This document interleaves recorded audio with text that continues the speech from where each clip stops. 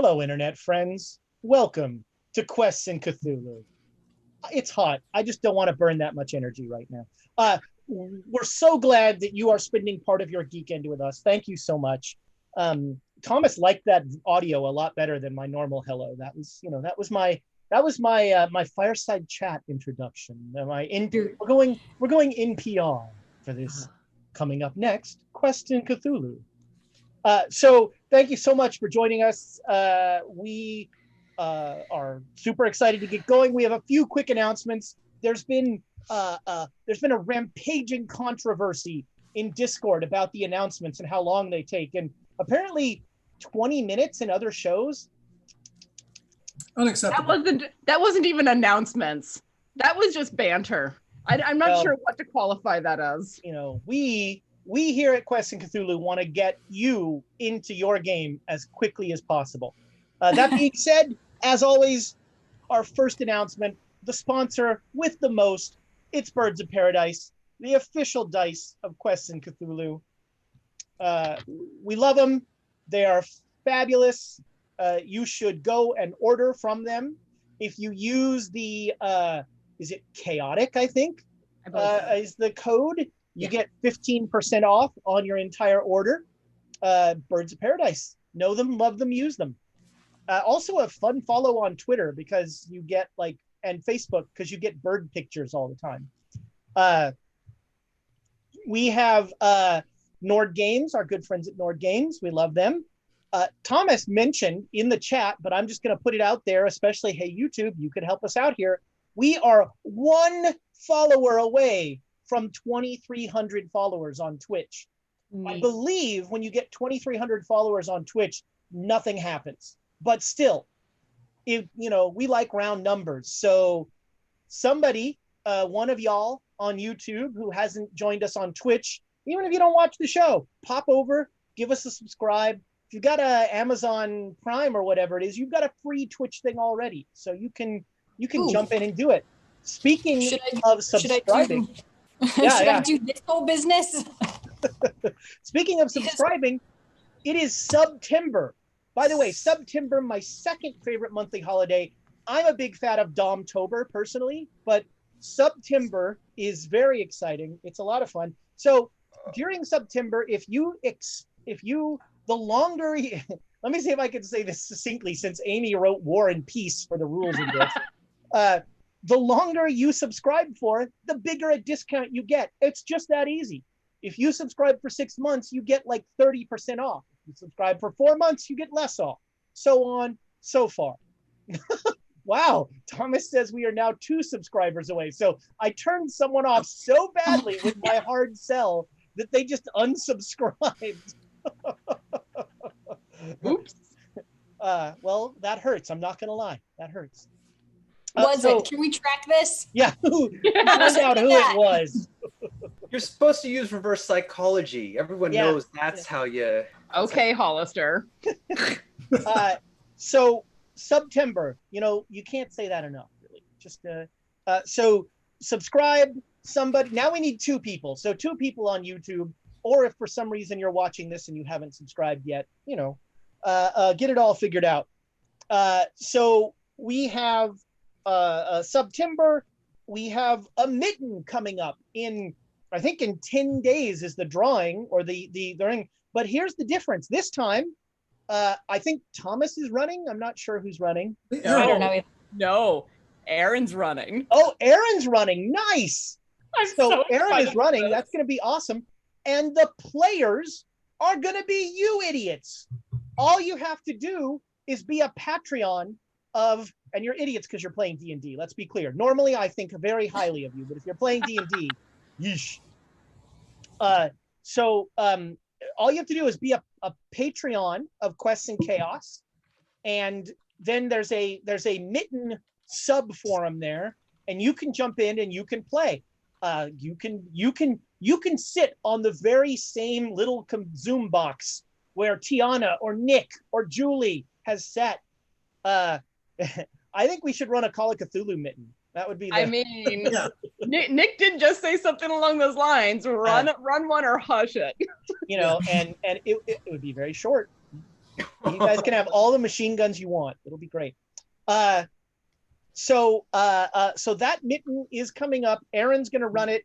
If Aaron's running it, something weird's going to happen. It's almost guaranteed. I mean, it might just be the game itself. Aaron is a little bit odd, so you know.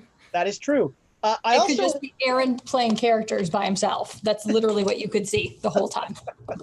I also want to shout out Braden. Braden on our Discord is the magnificent fool who is running Masks of Nyarlathotep for 24 hours straight, coming up on Twitch for charity. And it's Cthulhu for Charity is the name of the Twitch channel. He's going to be doing that on September 12th, starting at 2 p.m. Pacific time. I believe he's based in Australia, so it was very nice of him to convert that to Pacific time for us. That was very kind. But I've talked this up before, but I love this idea that they're going to play for 24 hours, and at the end of 24 hours, the world's going to end. So how far do the players get? I think that's... Burn the Juju house down. Just don't even do anything else. Burn the Juju house down for me. I'm begging you. So save Jackson Elias. Do they have any preemptive knowledge of it? Interesting question. I don't know. I mean, probably, but you know, many players these days know. I mean, Masks of Nyarlathotep, the first time it was around was in the early 80s. So, you know, even this version changes only some things. Well, but it would depend on how long you've been playing Call of Cthulhu. I've never played Call of Cthulhu before starting Masks of Nyarlathotep, so I mean, I have no previous knowledge of how this module goes. It also depends on how much the GM makes up. You know, that too. Yes. That's a big part of it, because no one would recognize this Masks of Nyarlathotep. Fill the Juju house with orphans instead, and then have them take the sand loss if they burn it down. That's awful. I love it. One other announcement, and we'll say this again, but we are going to give away us 2 sets of Great Dane Society coasters. Roof. 2 sets of these coasters tonight. One set is going to one of you lovely idiots on Twitch. That'll be #chaos at the break. Did you just take a bite out of that coaster? No, I sniffed it. It's sniffed it. It's wood carved. It's like wood burn. I know. You know. Oh, good point. Yeah, you can. It's a really good smell. It smells like the air outside right now. Corey does really good work, and I really love these. I'm thinking about ordering a bunch to give away as gifts. The second set, YouTube, it's your chance. All you have to do to win this set of coasters is A, live in the United States or Canada except Quebec. Because is Quebec really Canada? Not according to Quebec. Not according to the Quebecois. So live in the US or most of Canada. That's the first thing you have to do. The second thing you have to do is you have to be subscribed to our Quests and Chaos YouTube channel. And the third thing that you have to do is share this video on whatever social media you like that someone uses. So sorry, MySpace.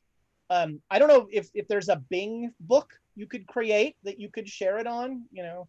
No, and I hope Google shut down whatever Google had. The Google Plus. Yeah, that's it. Google Plus. You know, I mean, you could put it on LinkedIn if you want the 8 people you work with to know you're a nerd. That's and they'd be like, why is someone posting on LinkedIn? What the heck? They don't care. But so YouTube, those 3 steps, all you have to do, be in the US or Canada, except Quebec, subscribe to our YouTube page, and retweet or re-Facebook or whatever, re-LinkedIn, do this episode on social media. And hey, when you do it, you have to add us, because we're not gonna go looking for you. If you want to win, you have to tell us you want to win. So make sure that you @Quests and Chaos. All right, Amy, you want to flip some numbers? All right, here we go. Ding, ding, ding, ding, ding, ding, ding, ding, ding, ding. It's like Vegas today.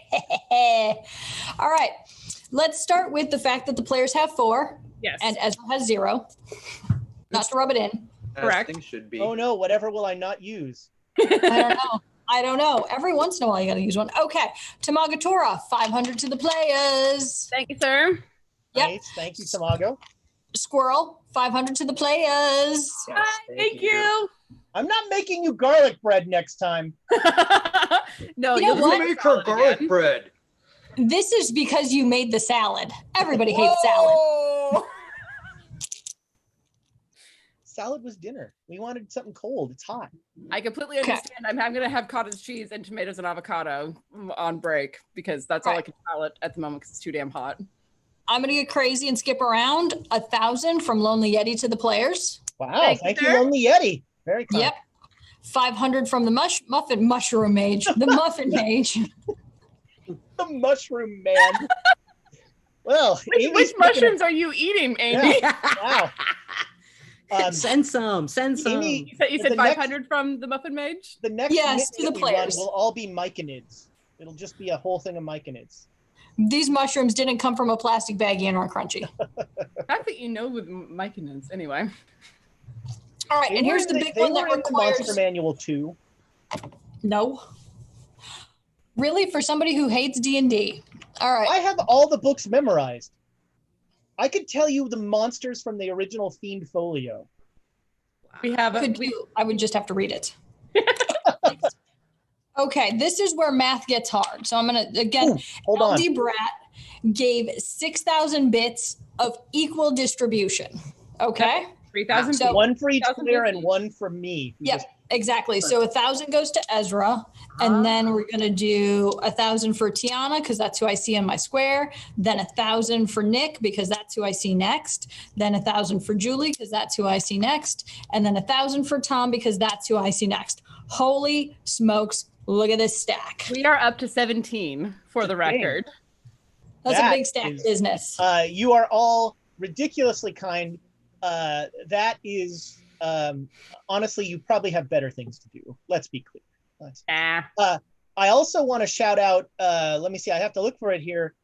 We had one Clarell subscribe. So now we only need one more person to subscribe. We're breaking even. Yeah, actually Clarell canceled and then resubscribed. Aha, that was Just it. get Just so she got credit for it. That Can I is do that? wonderful. Thank you so much for those bits. The players, they need everyone, as we have figured out. Thank you so much, LD Brat. Our Yeah, Elder Brett, that was bits. That's amazing. so. Oh, That's it. That's it for announcements. Boom. I did want to just do a quick G.I. Joe moment just because I'm proud of this. Let's see if I can make this work. I'm wearing my Serpentor shirt. Yeah. And it's one of the tarot card shirts. You can't see it, but at the bottom, the reason that I love this shirt, all it has is his catchphrase, "This I command." Oh, Serpentor was the best. So which tarot card is he? I'm guessing the king. There's actually The Emperor? I may or may not have on the way a version of this that idolizes a certain moderator on our chat. Really? I can neither confirm nor deny. That's cool. I love it. I don't normally wear black t-shirts, but you do what you got to do.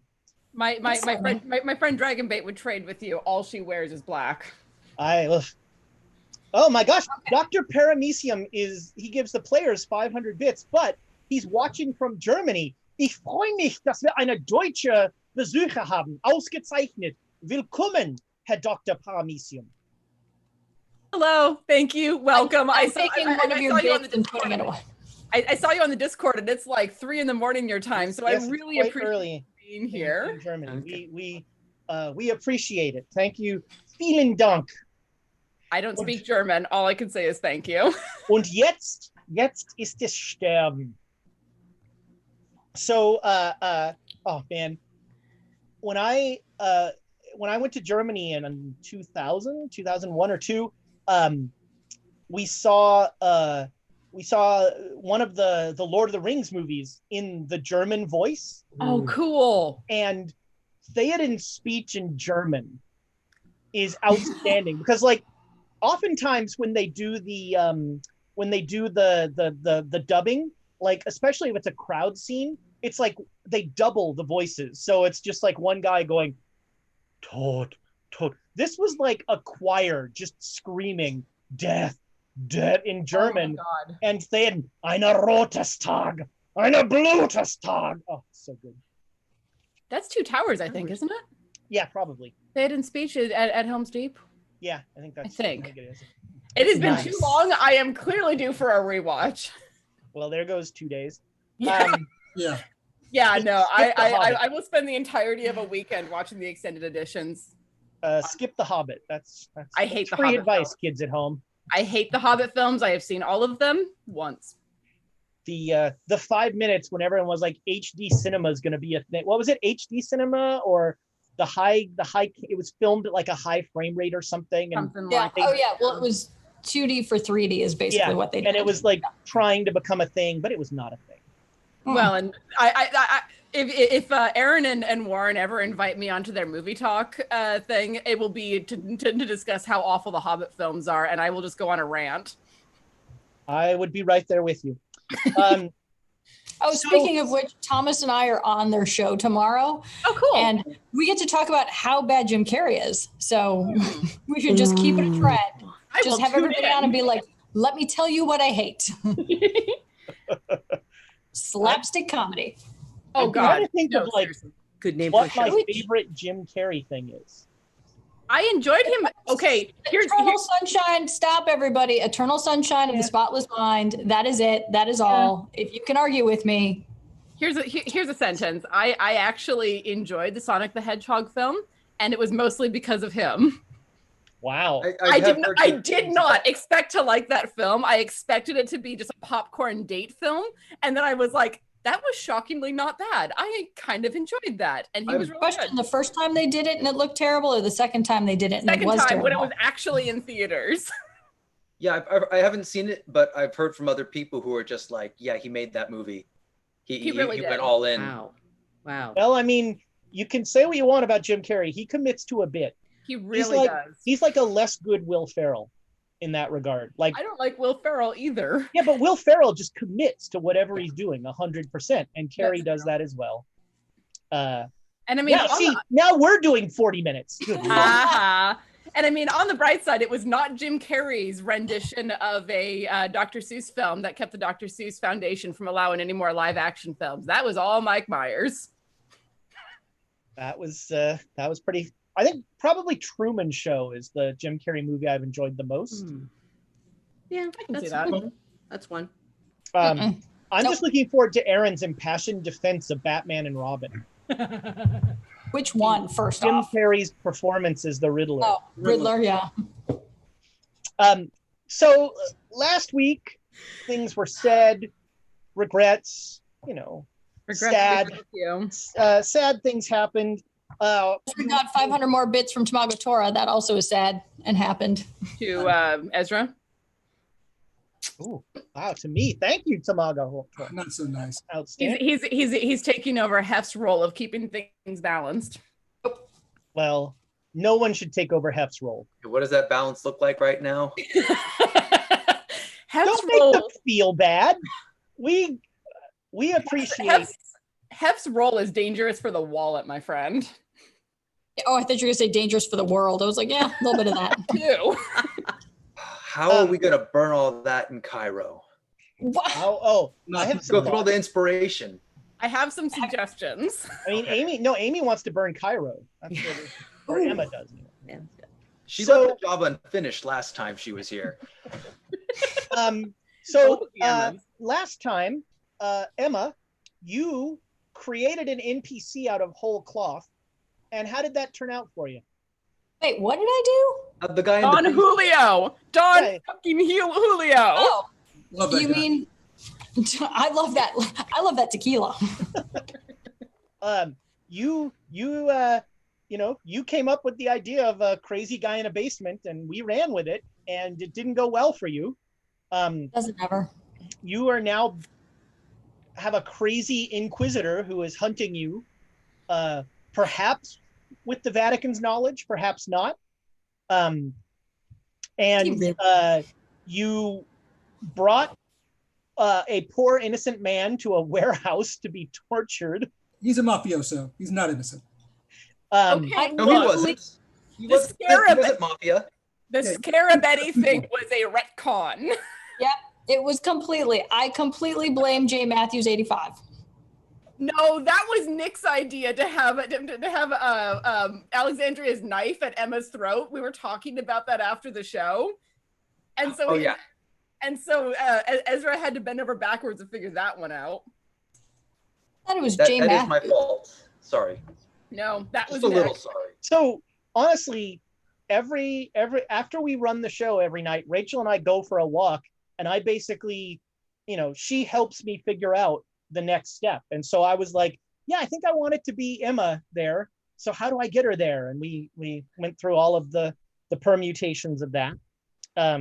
We appreciate you, Rachel. Thank you. So for are her bits to us to alleviate guilt for ideas? Yeah, that's right. Yeah. Ezra. So it's Squirrel's fault, right?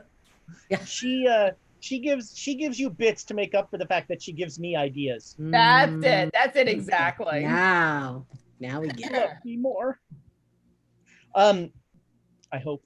Tamanga Tor is right when he says Rachel is the true mastermind, because even so, when we would drive down to the studio, I would like bounce ideas off of her, and she would like make them better. And that's what Rachel does: is I come up with a silly idea and she makes it better. That there's no better descriptor of our marriage. By the way, Rachel, tomorrow is our 2-year anniversary. What? It's a cotton anniversary. So I got you a whole bunch of Hanes undershirts, men's shirts, because they were cheaper, but it'll be fine. But happy anniversary, my love. You have made my life better in every way that doesn't involve giving the players bits. You're gonna make me cry. That's adorable. That's awesome. Happy anniversary. Yes, I'm a very lucky man. So, although ironically, as soon as we moved in, like Rachel became uninterested in playing games anymore.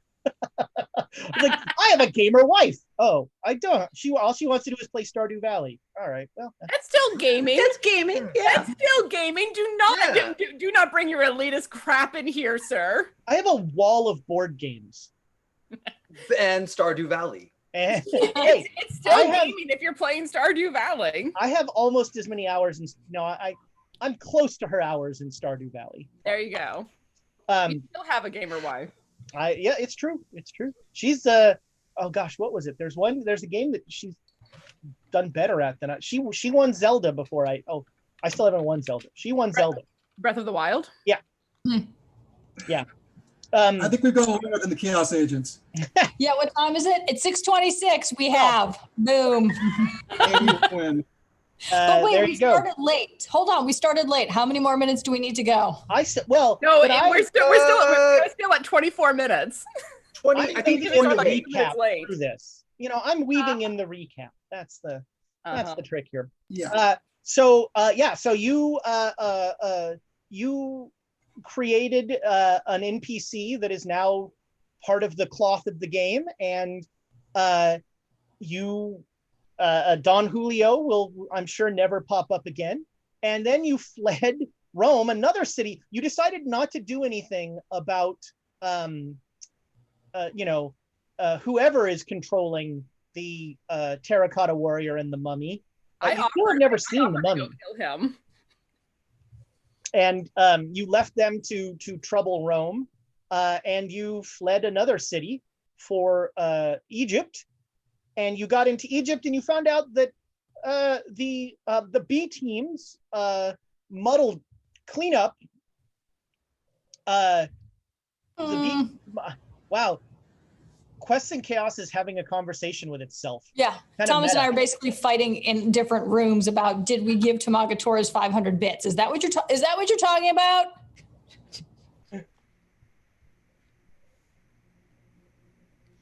Wait, now I can hear us playing back at a playback, so now he'll respond.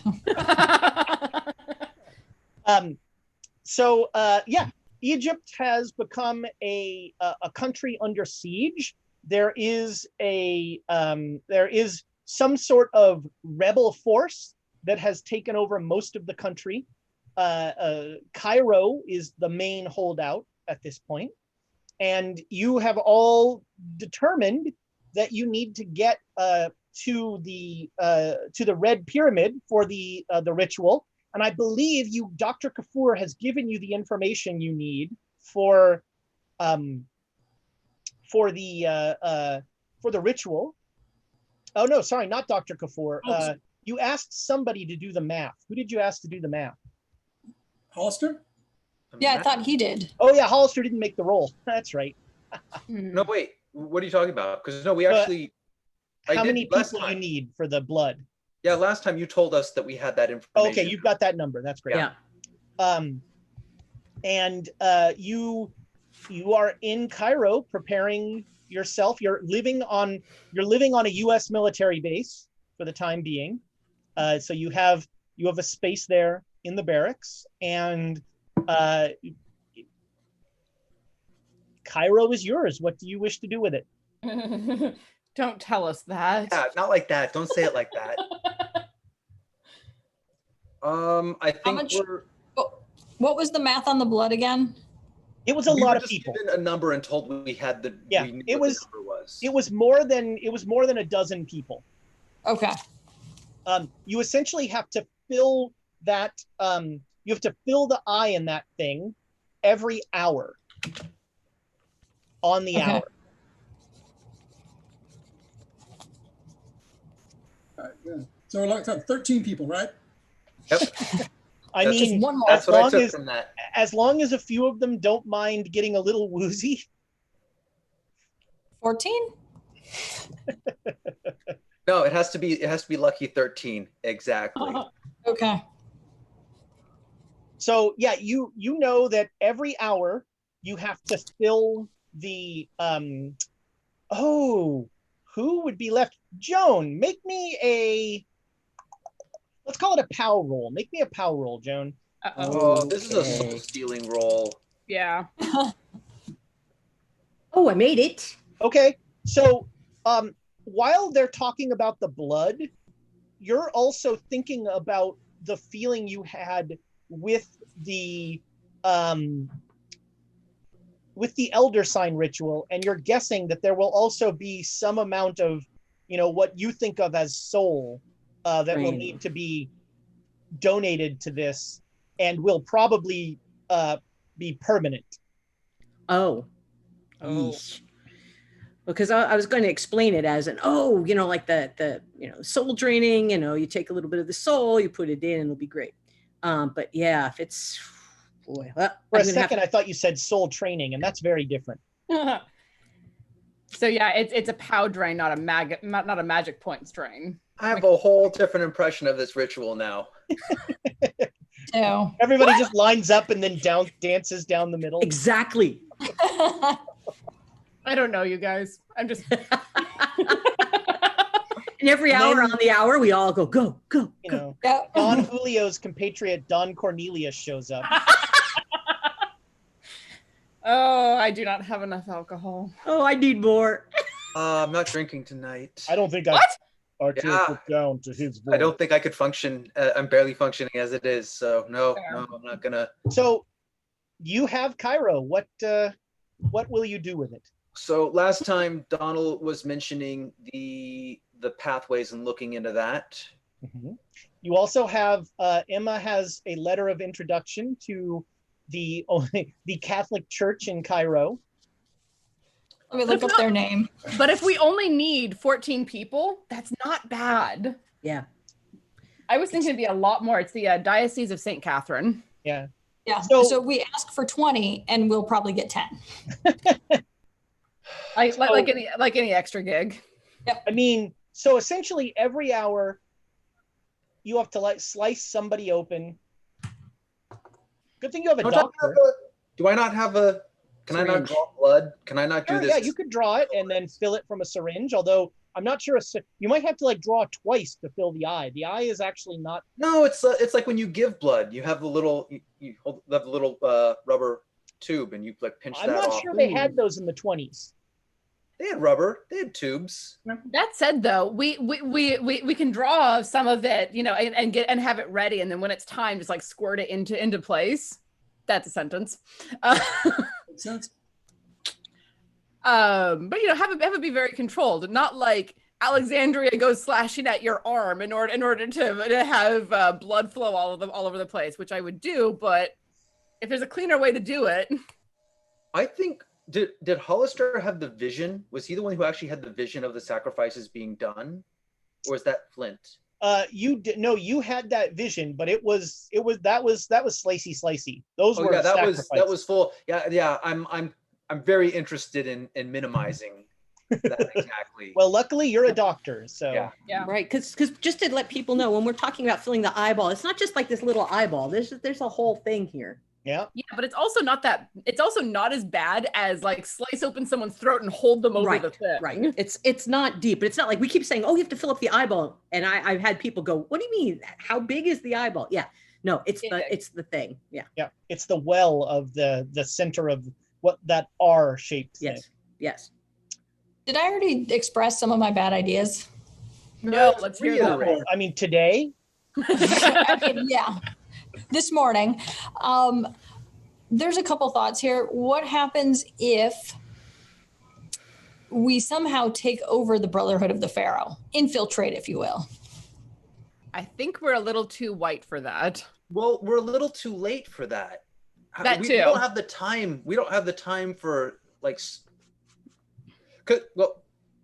I think Donald would remember Joe's attempt to infiltrate and how rushing that goes. That's right. What? Joe almost got herself sacrificed last time she tried to infiltrate the cult. Yeah, well, they could try. That'd be funny. Okay, so what happens if we start our own cult? Because all we need are 14 people. Competing cult? I think it's I mean, all we really need is the one that already exists, the Catholic Church. And I do have a letter of introduction. I just need somebody who has more persuasion than I do to do the talking. Does anyone? Dr. Hollister. I mean, science and religion don't mix. Tactful. Oh my God, that's the quote of the night right there. What would I tell them? Anything that I wouldn't. How about that? Anything that comes out of my mouth, say the opposite. That's how it works. Okay. If you want things to go well, don't listen to it. Use the biblical stuff. There's plenty of stuff in the Bible about sacrifices and innocent blood and stuff like that. Use what's in there to say we're using we are using blood to seal up an ancient evil. Yeah, well, we could say that it's in competition with the other cult that's taking over. Don't say other cult when talking to them. Yeah, granted. They really don't. There's a better cult we could join. This one has benefits and a swimming pool. Oh God, what I wouldn't give for a swimming pool right now. Anyway. Is there one on this hotel? Yeah. We're an army base. Yeah. Huh. Oh, that's true. What if so the religious stuff with the wine being the blood of Christ, that's innocent blood. Can we just booze this thing up? Would there be a workaround for that? Isn't there substantiation? Well, isn't there some sort of transmutation that happens as you ingest it's been a long time since No, it's before. It's before you ingest it. It's like this is the blood of Christ, and then you take some. Yeah, maybe if you could bring a priest with you to because they have to do that part of the ritual. I kind of want to commit to that. But here's the thing: if that's wrong, we have to make it through another month. Yeah. Until the next. He just wants to bring a lot of wine along. I mean, you don't need to make excuses for that. Just bring wine.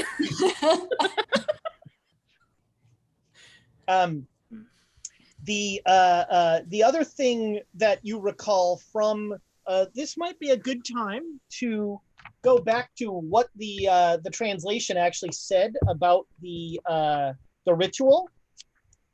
because there were two important notes. One was about the blood. The other was that the ritual must be performed by those who stand against evil. Well, Yes. that and also we have to cleanse evil before we do it. Oh, that's yeah. the hard part. Yes. Well, that's there is the flamethrower on this base waiting for us, right? We made sure that was set up. But Yeah. Or we could just do a holy water sprinkler, just. I don't think that's what it means. That's not the worst idea, though. We need to have that too. I think would be a sensor would be nice to have. Okay, Not only so that, we too, will. wouldn't the holy water be inflammatory? So you sprinkle it out, flame throw it, never mind. Oh, I was There's no thinking such we have thing as- well, one. maybe there is such thing as holy oil. I'm not. We have Ooh. one. Yes, there flamethrower. is, and I will not get into it because that digs into all of my religious background, and no, thank you. So Anyway. maybe you could have a holy flammable, the napalm of Messina or something. Oh yeah, we made a holy vodka at one point. The holy hand grenade, obviously. Didn't I- Yes. which game? Okay, out of game. Which game did I do that where I blew liquor and lit it on fire and it was like? Does anybody That remember was my circus game. That was the circus that's game right. at ThunderCon. I get all my Cthulhu's confused. You've done that in this game too, right? I don't feel it's a think she's- standard. It's not the I feel same. it's a standard move. Yeah. I swear it's happened at least once.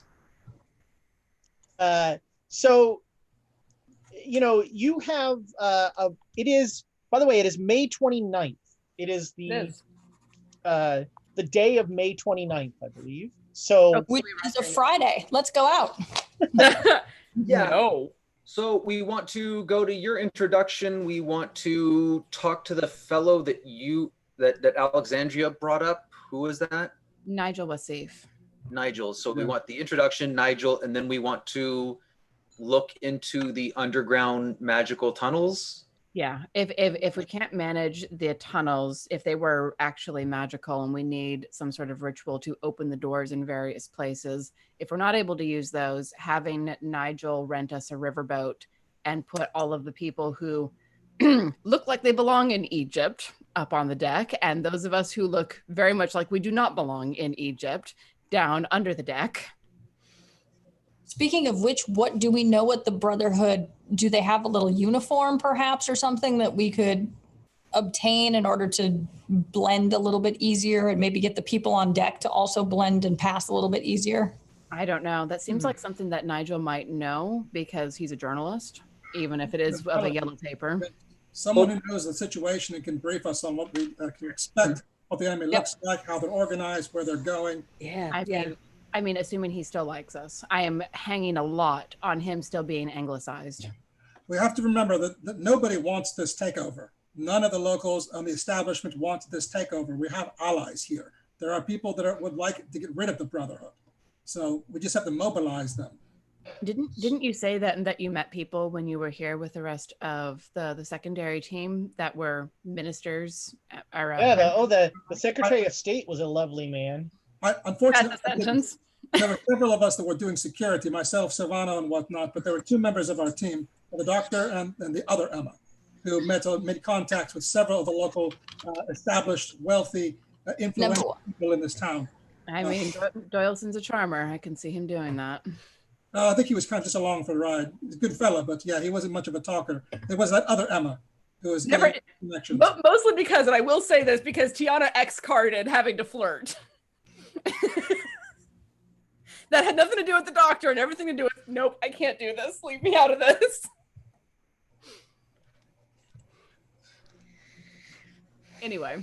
There must be wealthy Egyptians who don't want the Brotherhood to just take over their city and take all their property and execute them. So I think they might have a motivation to perhaps aid us in this endeavor.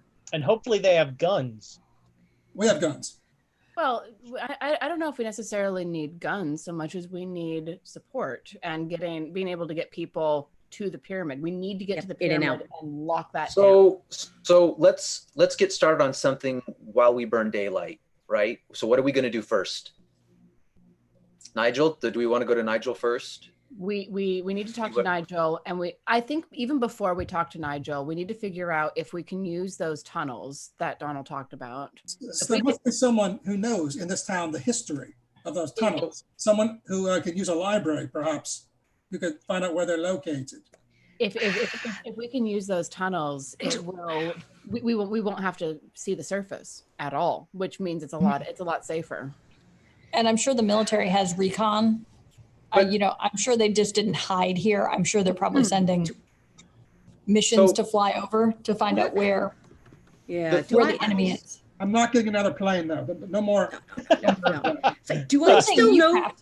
Do I still know somebody at the library? And Donald as B.A. Baracus. Yeah. You're gonna have to put me to sleep, right? Yeah. What, for the flight? Yeah, you beat me to it. I'm sorry, Joan. What was your question? Do I still have a contact at the library here, or is the library outside of our purview right now? Yeah, sure. You still have a contact there. You also have. I mean, whoever has taken over for Dr. Kafur, you might want to connect with. So I just want to point out really quickly that the tunnels are not going to be a panacea. Those are used by the henchmen of the Black Pharaoh. So we shouldn't assume that they're empty and that we won't meet resistance. However, we should still look into them. I just want to make sure we don't think that we're going to go in and it's going to be smooth sailing. I mean, if that's the case, it'll be a smaller, narrower area. It's easier to deal with situations like that instead of a desert where we can be swarmed and overwhelmed. Yes. Yeah. I would rather deal with small, close quarters than a wide open desert with hundreds of people coming down on us. That's where flamethrowers come into play. There are creatures in the desert. There are numerous awful creatures that swarm those deserts. I've seen them. You mentioned the sphinxes. I remember that now. Something worse. Hey, Donald, make me an intelligence roll. No, while he's doing that, the Muffin Mage gave us 1,000 bits to do something not intelligent, start a war between the U.S. and Egypt. No! Critical success. Hey, those horrible things that came up out of the ground. During the ritual, so planes are the best. Planes are the best answer then. Oh, poor Donald. So they came out from the tunnels. The tunnels are teeming with all of the Pharaoh's monsters. I don't think it was the tunnels. It was the ground that rose from the sands themselves. Yeah, out of tunnels. I don't know if it was tunnels. I don't know. Evil tunnels. It is. So you do remember, and Alexander's brought this up once before, but you do remember that there has to not be evil present at the site where you're going to do it. So part of your plan has to involve figuring out how to get rid of whatever evil is around. A diversion. Flamethrowers. A diversion. If we do start a war between the U.S. and Egypt, they're going to have to send the forces to wherever that war starts. No. We rent out a venue in Cairo, and we have like an evil seminar. Free tickets. Yeah. Look, it's all about house flipping. We mail that out, and then they all show up there. I recognize that I am English, not American. However, it seems like the Americans are trying very hard to stay out of conflict here in Egypt so that the treaties can be maintained. If you want to start a war, there's one ready-made between Egypt and England. It's too late to make a pyramid scheme joke with Nick's seminar idea. Oh! Yeah. And then you dad joked it in there anyway. What about those elder signs? Don't those repel evil? Ooh. So technically the eye repels evil, but there can't be evil around it when it is being activated. To use its That's things. the elder sign first to make a space we can use, and then put the eye in effect. I mean, I've been there for one of the activations of an elder sign. Joan, you were part of one of them. Those take a long time. They can take a while. You have to gather the and do the sketching, and you have to do the ritual. But it was less than one night. All right, so let's say we were able to get a good-sized elder sign inscribed into a stone, perhaps, and we put it down close to the pyramid, and we're able to imbue it with enough power to repel evil. It's still going to take us at least 2 nights to do the elder sign and then do the ritual itself. Yes? Yes. Most likely, yes. That is a lot of time for people to come up on us. Seminar looks like the best idea. I hate I'm it. so sorry. It does though. I mean, it's not, I mean, it doesn't have to be a seminar, but we have to create a scenario where whoever was, wherever they need reinforcements to come to the pyramid. Here's what we do. All right, the insurgency, okay, the loyalists, the Egyptian loyalists counterattack. A counterattack somewhere along the front, which draws all their forces away. The Americans can supply weapons, ammunition, whatever, to the loyalists to help aid them in their counterattack, which would draw the reinforcements of the Black Pharaoh's forces into battle, perhaps buy us a few days while they fight over parts of Egypt. I don't know if the Americans would be willing to do that. They're trying very hard to not appear as if they are supporting any side. Rogers might want to do it. He knows why. He knows why we want them to do it. Rogers potentially, but I mean, aside from the usual American thing of sticking their neb into everywhere that they don't belong, I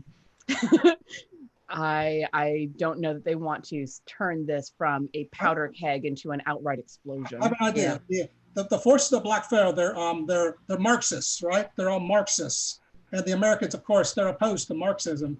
That would be good. They hate those fellows, everything they stand for. I don't think that's a thing yet. I believe right now we're actually allied with this with the communists. The Soviets. Yeah. I think so. Yeah. So where's their headquarters? Is it at? These would all be great questions to ask someone that knew. Yeah, we got to find them. We got to go get them. I think that talking to Nigel was safe is one of our best first steps, along with researching the tunnels, possibly in the library, possibly making connections with whoever the doctor's replacement is. Poor fellow.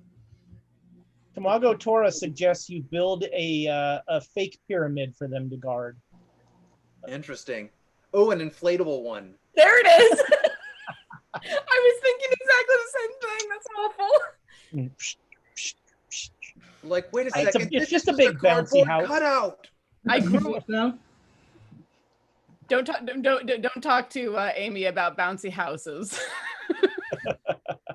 Best idea yet. It was great.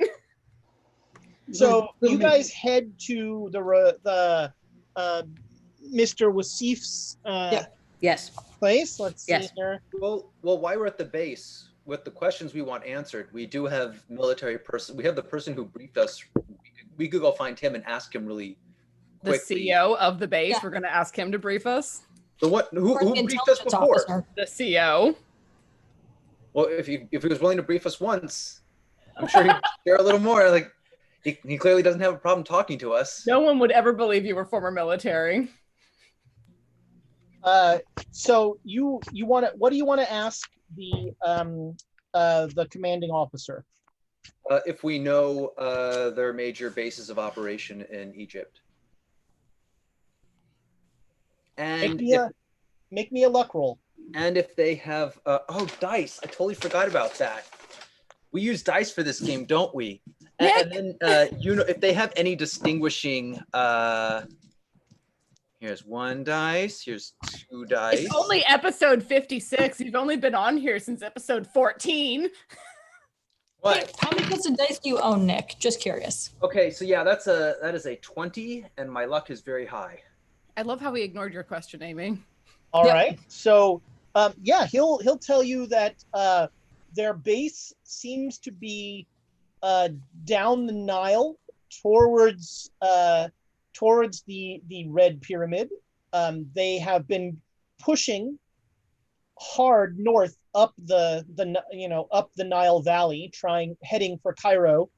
There's been skirmishes, but they seem to be sort of consolidating their position and not advancing currently.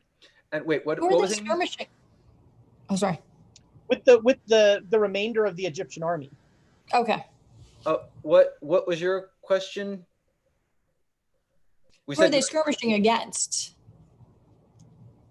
Who's fighting them? Yeah, so the Egyptian army is fighting the Brotherhood of the Black Pharaoh. And are they, do they have any sort of uniform was the last thing that Emma was asking about. Brotherhood. Yeah. They tend to wear black robes with red head coverings. Ooh, during the day. Whew. Fashionable. Oh. They're just going to die from heat stroke.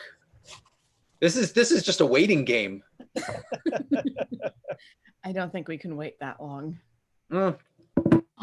Keep feigning assaults just to draw them out into the sun, then be like, oh, we're retreating again. And then they're like, you mother. When our great crusaders fell at some place that I can't remember, when Saladin smoked them out in Jerusalem, he drew them out into the desert and smoked them out with smoke. I'm just saying I'm not a military historian. I'm always impressed. A few things. I'm always impressed by what you retain. If anything to do with smoke and fire and cured meats and alcohol, then I know all of it. There you go. That's it. Cured meats and alcohol. The way to your heart. That's it. Cured meats and alcohol. Now we know. Commander, I know that the Americans were trying to remain neutral in this conflict, right? Yeah. I don't know if the State Department has an opinion on who you'd like to see win this war between the rebels of the desert and the established Egyptians. Is there any word on that? Perhaps we may want to aid one side or the other. We very much would like for the British to come back and control things. If it's unsure that will happen, no matter which side prevails. And if that's not the case, what's the second best option? Well, we haven't had a lot of contact with the rebel forces. They seem to be disorganized. There hasn't been. There's not really a political platform. Do the English still control the Suez? Barely. I imagine they'd want to retain that. Yes. I don't want to side with the English. God damn it. And I just like elbow him in the rib. Yep. Just like, come on. You swallowed more bitter pills than that, dear. Better than a black pharaoh. So do we want to split up? Because it sounds like from what information I have, our relationship with Nigel is relatively good, and we're not going to need to persuade him or anything like that. He's either going to be on board or he isn't. Or if that's the case, do a couple of us want to go talk to him and then the rest of us do something else? Well, from what I'm remembering, metagaming out of game, he remembered Alexandria from her opera days. Yes. So using that as a point of leverage. Yeah. No, and I wouldn't mind helping and going and trying to figure out all the info. So. Yeah, I was going to say metagame wise, I have a higher library skill than I do a persuade. I mean, it sounds like we have a library group to research the tunnels, and we have a newspaper group. Am I reading that right? Sounds good. All right. Yep. Well, if he's still thoroughly anglicized, I can use that, I think. Let's go talk to him. All right. So who's going to Wasif? Right here. And Joan? Or no, Joan's going to the library. Joan's going to the library. Okay, so... And Emma's library too, right? Oh, but yep. All the eggheads off to the library. I'm probably going to be I might be of use at the library, but I'm not terribly... Eldebrat gives the players 500 more bits to blow up another pyramid as a distraction. That is a great idea as well. I like that. You know, you're just starting to reach the stage where bombers are a thing. And right now, bombers are basically people dropping things off of the side of an airplane. Mm-hmm. Just like a bicycle, except in the sky. That's the name of Oh my God. There you go. Next episode title. Okay. All right. Well, yeah, I guess I'll go to the library. I was like, I got some persuasion, but yeah, no. I also got library, so. All right, so both groups, as you travel through the cities, again, this is a lockdown city. There are military vehicles in the street. There are soldiers around a fair amount, and there's a lot of asking non-white people for their papers, and but you guys can travel fairly easily around, so you both make it to your locations. So at the newspaper, the Cairo Bulletin, you come in, and I think at least one of you has been here. Alexandra's. You haven't been to the newspaper? Did you meet him at the club? Yeah, we did. We met him I at the think club they're and we still went at the dancing. club. So,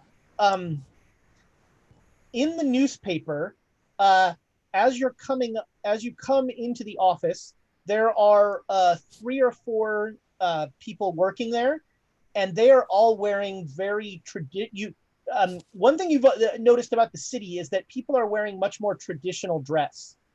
There's a lot less of like suits and that sort of thing. And that is very true here. As you come into the newspaper, you get a sense of, somebody will say to you, will speak to you in Arabic.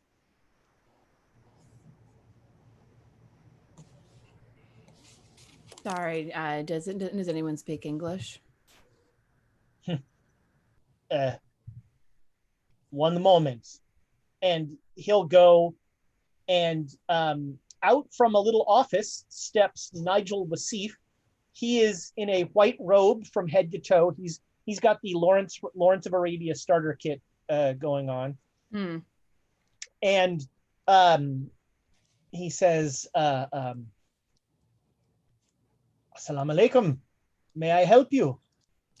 Yes, we just had a couple of questions for you. Is there any way that we could speak in private, perhaps? Right. And yeah. Of course.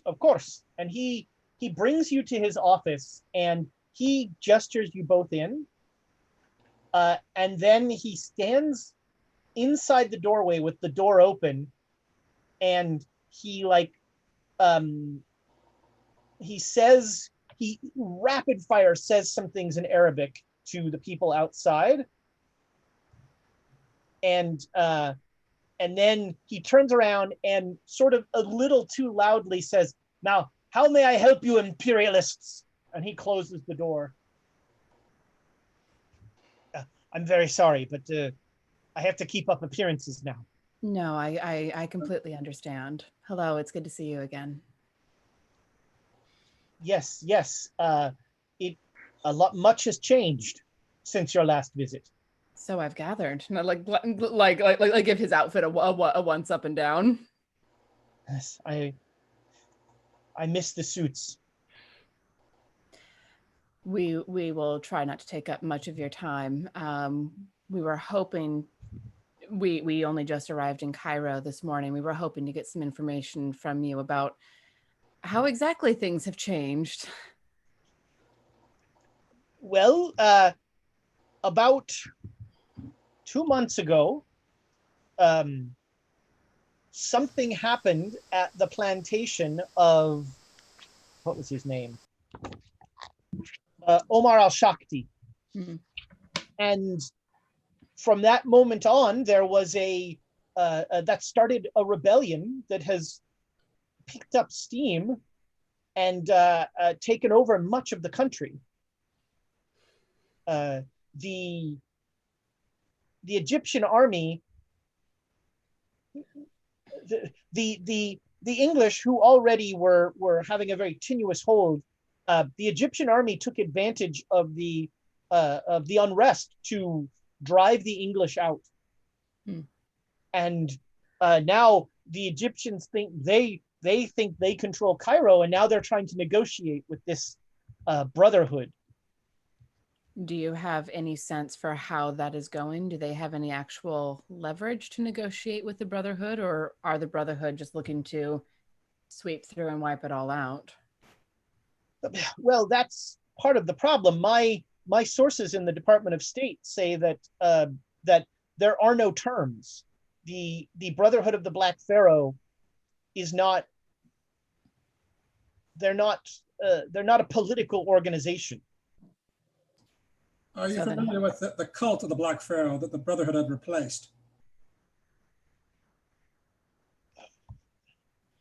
I'm not.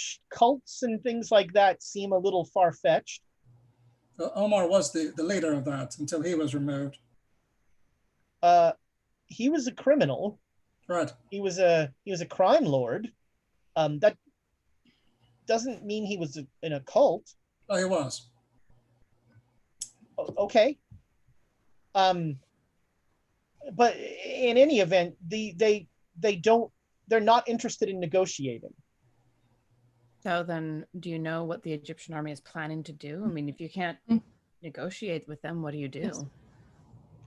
Well, the military is trying to blow them up, I think, is their, and so far they've been slightly resistant to blowing up. Most resistance members are not keen on being blown up. I mean, they seem to be growing in numbers from the countryside.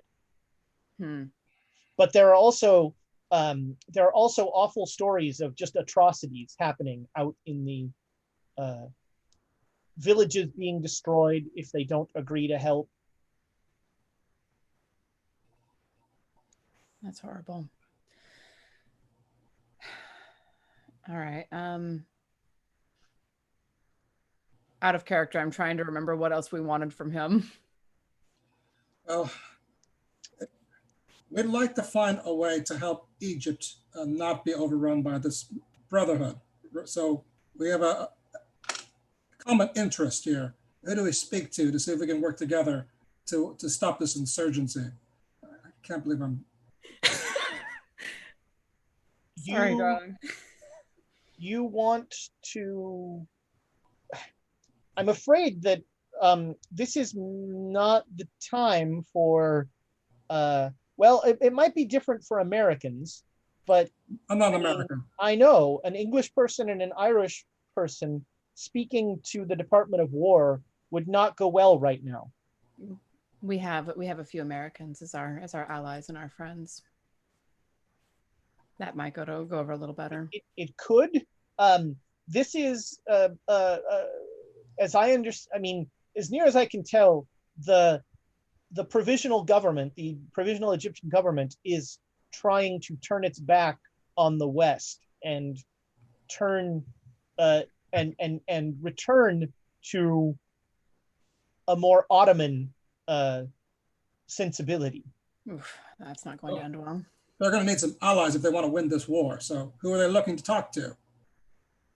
Well, right now they're looking to talk to that Brotherhood and understand. They're trying to understand what they want because they want to make a deal with them. They'd rather make a deal, a pan-Arab deal if they can.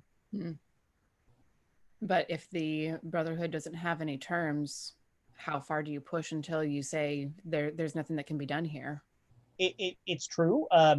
That's a question for the Ministry of State that I have been, as far as I know, they've not progressed past that first step. How long do they want to wait? I mean, at what point do they realize that these guys can't be negotiated with? Well, I mean, hopefully soon. The other challenge, as I understand it, is that the army, every day that passes, the army gets a little more outnumbered.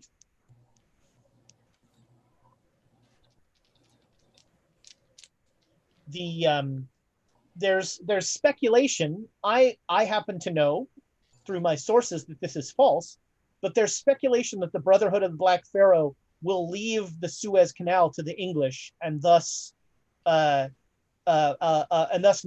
cause a problem with the English, and that has been enough the English are unfortunately taking a wait and see attitude. They're not sure that a new regime might not be a little more willing to play ball. But if this regime is unwilling to negotiate even with the Egyptian army, what on earth makes them think they'll negotiate with the English? I'm guessing ego. Fair. And the dying embers of the British Empire. Is there anyone in the States that you know that you could put us in contact with? Perhaps we could give them help in this war. Do they want any help in this war? I could. Yes, I could try. I'll have to find someone who's willing to speak to Westerners. That's become somewhat dangerous these days. Sure. Would they like to speak to a Westerner that doesn't like Western governments? How about that? That might be a little too nuanced for the current situation. Well, do what you can, fella. Yes. I will. I'll. Are you staying at the Ritz? I can send a messenger there, or I could come by. Our location, we'd like to keep that to ourselves at the moment. We can contact you within 24 hours, and if there's some news. All right. Well, so yeah, I'll have an answer for you in 24 hours. Then, come back tomorrow, and I will try and put you in connection with somebody at the Ministry of State. Thank you, Mr. Wasif. That is, I truly appreciate it. Yes. And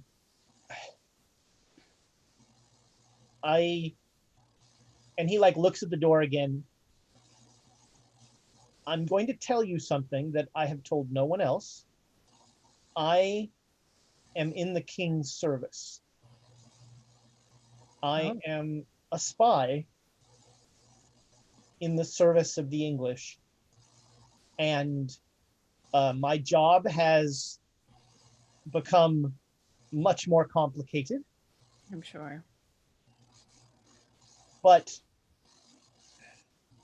I'm still sending reports, and I am very worried that my countrymen, they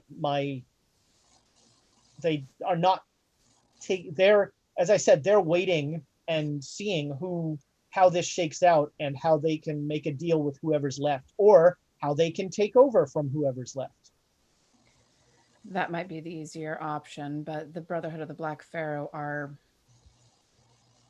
I would say, radicalists, but that doesn't go far enough. What do they want? It's a cult, fella. That they have got, their mindset is not of earthly matters. They've got other religious bents on their mind. Like jihad, or? Oh, worse, yes. Yes. I see. Well, then why aren't they striking towards Mecca or one of the other? They're protecting important cultural relics within their sphere of domain to allow enough time for. They've got a belief system for that at some point the fellow they worship will come back and bring about whatever, hell on earth or whatnot. So they do not follow Islam? No, they don't. Not that we know. Interesting. Nor do they follow Christianity or any religion that is common on this earth. I see. Are there Islamic allies we should be looking to, perhaps? Well, I mean, the Egyptian government has reached out to, unfortunately, Turkey is no longer a friend to the Islamic world. They would have been our first area, but we have we're trying to reach out to some of the other groups around here. It's I mean, you should know as well as I do that most of it is now English territory. Right. And only Egypt has thrown off you'll forgive me. I've been playing my part a little too long. The yoke of English imperialism. No, I understand. I confess I don't know a great deal about the politics of this region. Are there any other Muslim states of any sort of power? Nope, the English pretty much, it's pretty much huge swaths of English territory. Damn. That's right. Well, I think I've complained about this before, but like Winston Churchill is responsible for a huge number of problems in this area because he literally arbitrarily drew up countries in the Middle East when he worked in the the Ministry of State, and just created random places. And just force people of different tribes to get together in a new country. Just like, sure, what's thousands of years of culture? What does that matter? Yeah. Well, I know a little bit about overthrowing the English yoke. So if they want to speak to someone about that, I'd be happy to. Again, I'm afraid that this might not be a time for nuance. It's there. This is a dangerous time to be white in Cairo. Yeah.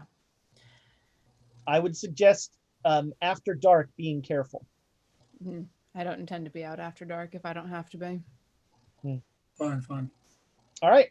So at the library, you guys are looking for information on tunnels. Ancient magic tunnels. Ancient magic tunnels. Sure. And the Black Pharaoh in general. I want to see if there's anything else that I can stir up. If there's anything here. Emma, is there anything in particular you're looking for? I don't think so. I think I'm just. Where do you? So I'm having a question still about the innocent blood. And trying to define what is innocent in that time. Well, maybe you should head to the church instead. That could only go well, like it did last time. I know. I'm like, it's all gonna go epically bad. Hey, can you just do like the Hail Marys or whatever, and then you're innocent? Is that how it works? Well, I mean, the chances are they've not heard yet that. I mean, it's not like every church bulletin has your picture in it saying, beware of this. Yeah. Yet. So if I do something at the library, it would just be on the sacrifice part. So like what were common rituals and sacrifices, or, you know what I mean? Just to kind of gain some more perspective. Do we want to sort of look up some more safety? I mean, we talked about the runes, but maybe there's some other things that we could do to make us safe too. All right. Yeah, so, like does the Ankh mean anything, stuff like that. So for the occult stuff, you feel like the museum is a much better option than the library? Yeah. I was just thinking we had some allies in the library when we were looking up some of the occulty stuff. Yeah, sure. It's you actually met a grad student. I was going to say, you kind of shanghaied a grad student. Mm-hmm. You have a history of doing that. But you know, the library is not a great source for occult stuff. That it's more history and that's and you know, that sort of thing. The museum is really okay. So we actually go to the museum then? Well, I was going to say, I'm fine with that. If you I was going to say, do we go to the library first and go, oh no, this isn't what we need? Fine. You head to the museum. Yeah. And you meet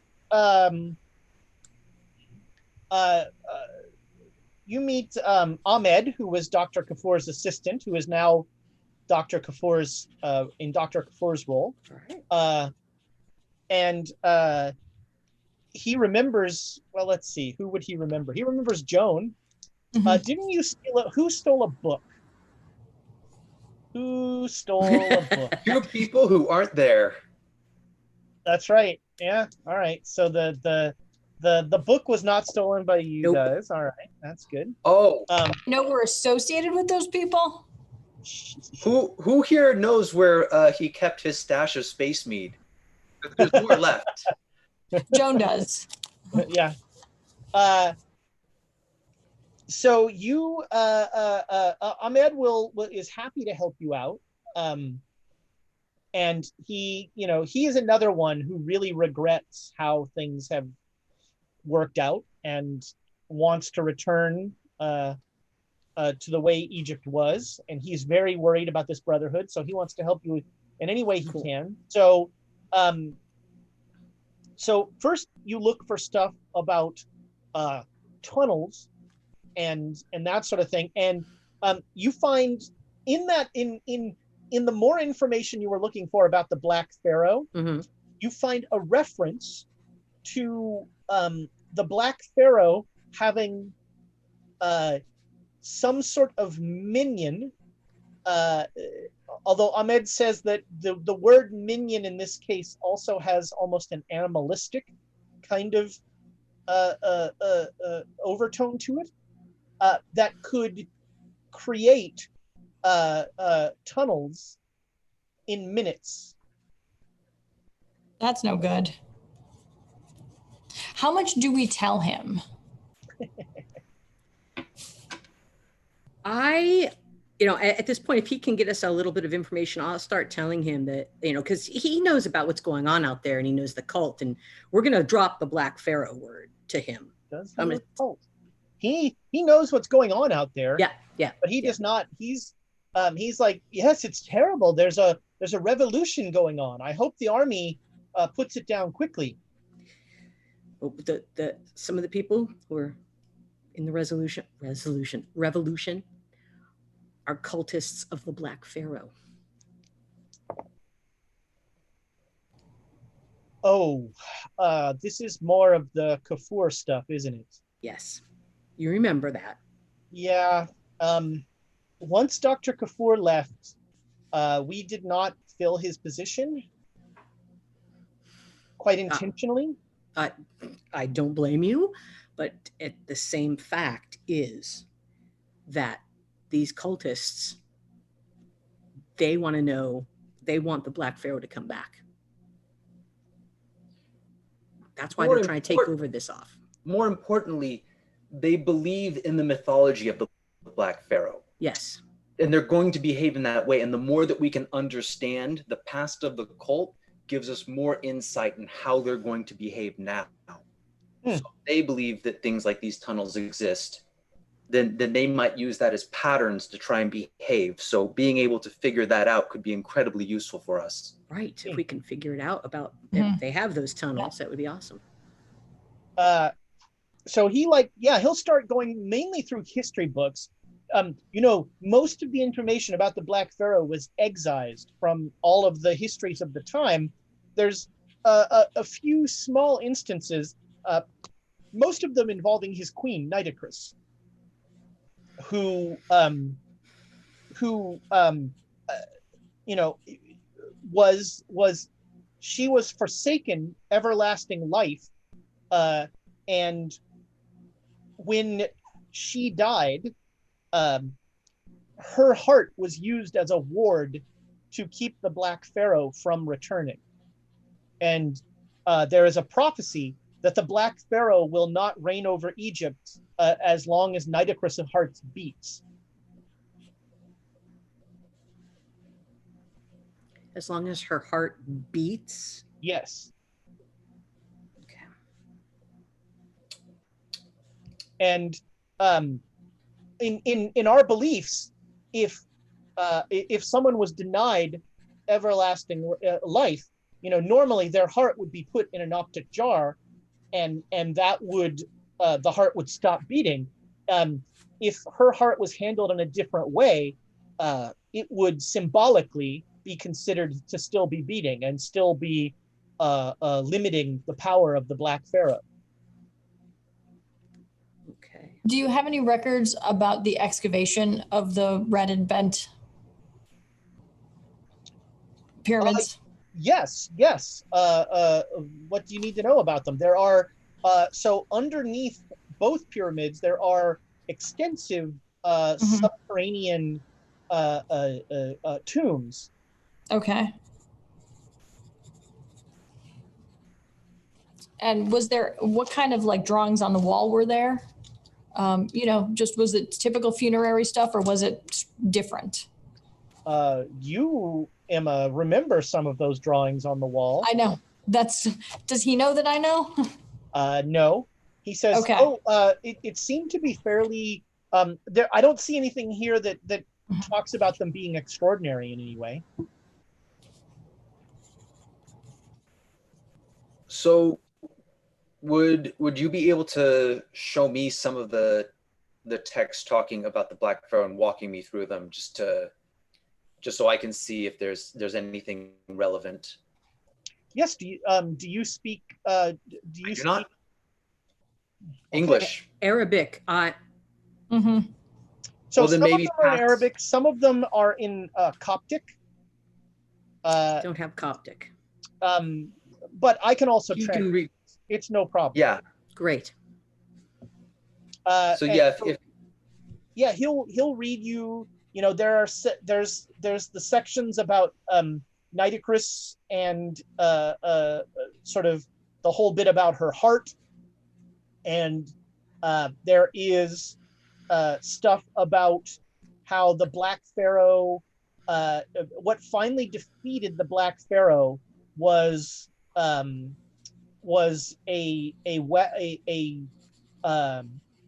mighty army.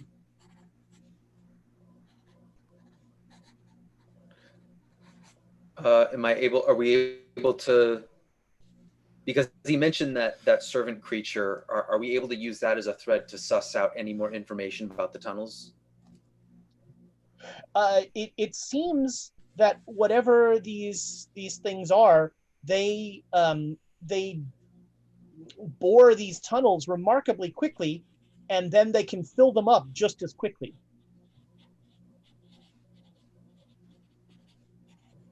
And what do you think, if you had to guess what the creature was, from what we understand animals, what do you think it is? Like half lion, half beetle? I don't know. The more that more we like can, a worm. Yeah. Okay. the more that we can understand it, it gives us information to potentially research whatever, like some sort of like mythological equivalent, and be like, oh, he might be talking about this, and then if we know what this is, then we might understand the tunnels better. I mean, as far as the description and what it does, it seems more like a worm, where worms devour and then excrete the material they are tunneling through. So they could fill it back up.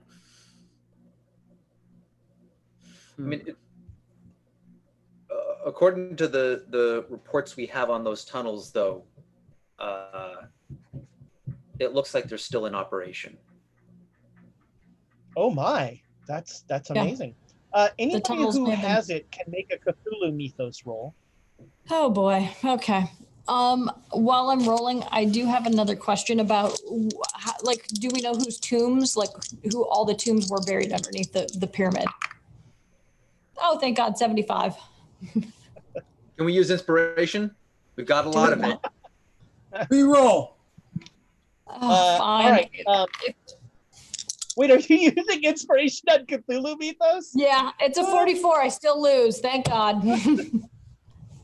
Oh, that's outstanding.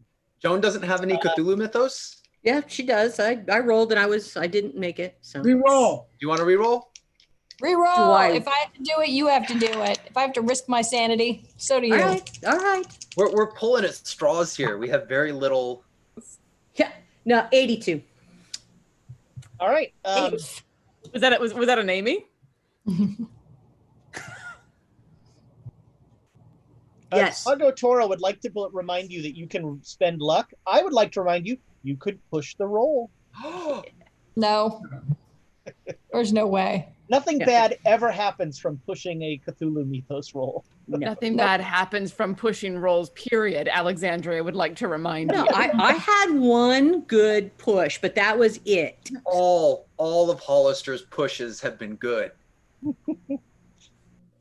You just hand him a fold-up chair, he will push every roll. PTSD is a strong force, my friend. But yeah, no. That was bad. All right. So, So the tombs excavated, who's underneath them? So Where's all their they, stuff? They were excavated, and they'd been mostly cleaned out by grave robbers. Okay. That was where the Clive expedition, Right. and sorry, no, the Clive expedition found, yeah, that was where the Clive expedition found their, nope, sorry, that was in Giza. In Giza, the Clive expedition found Nitocris, not Nitocris, and she disappeared. Isn't it terrible what happened to the Clive expedition?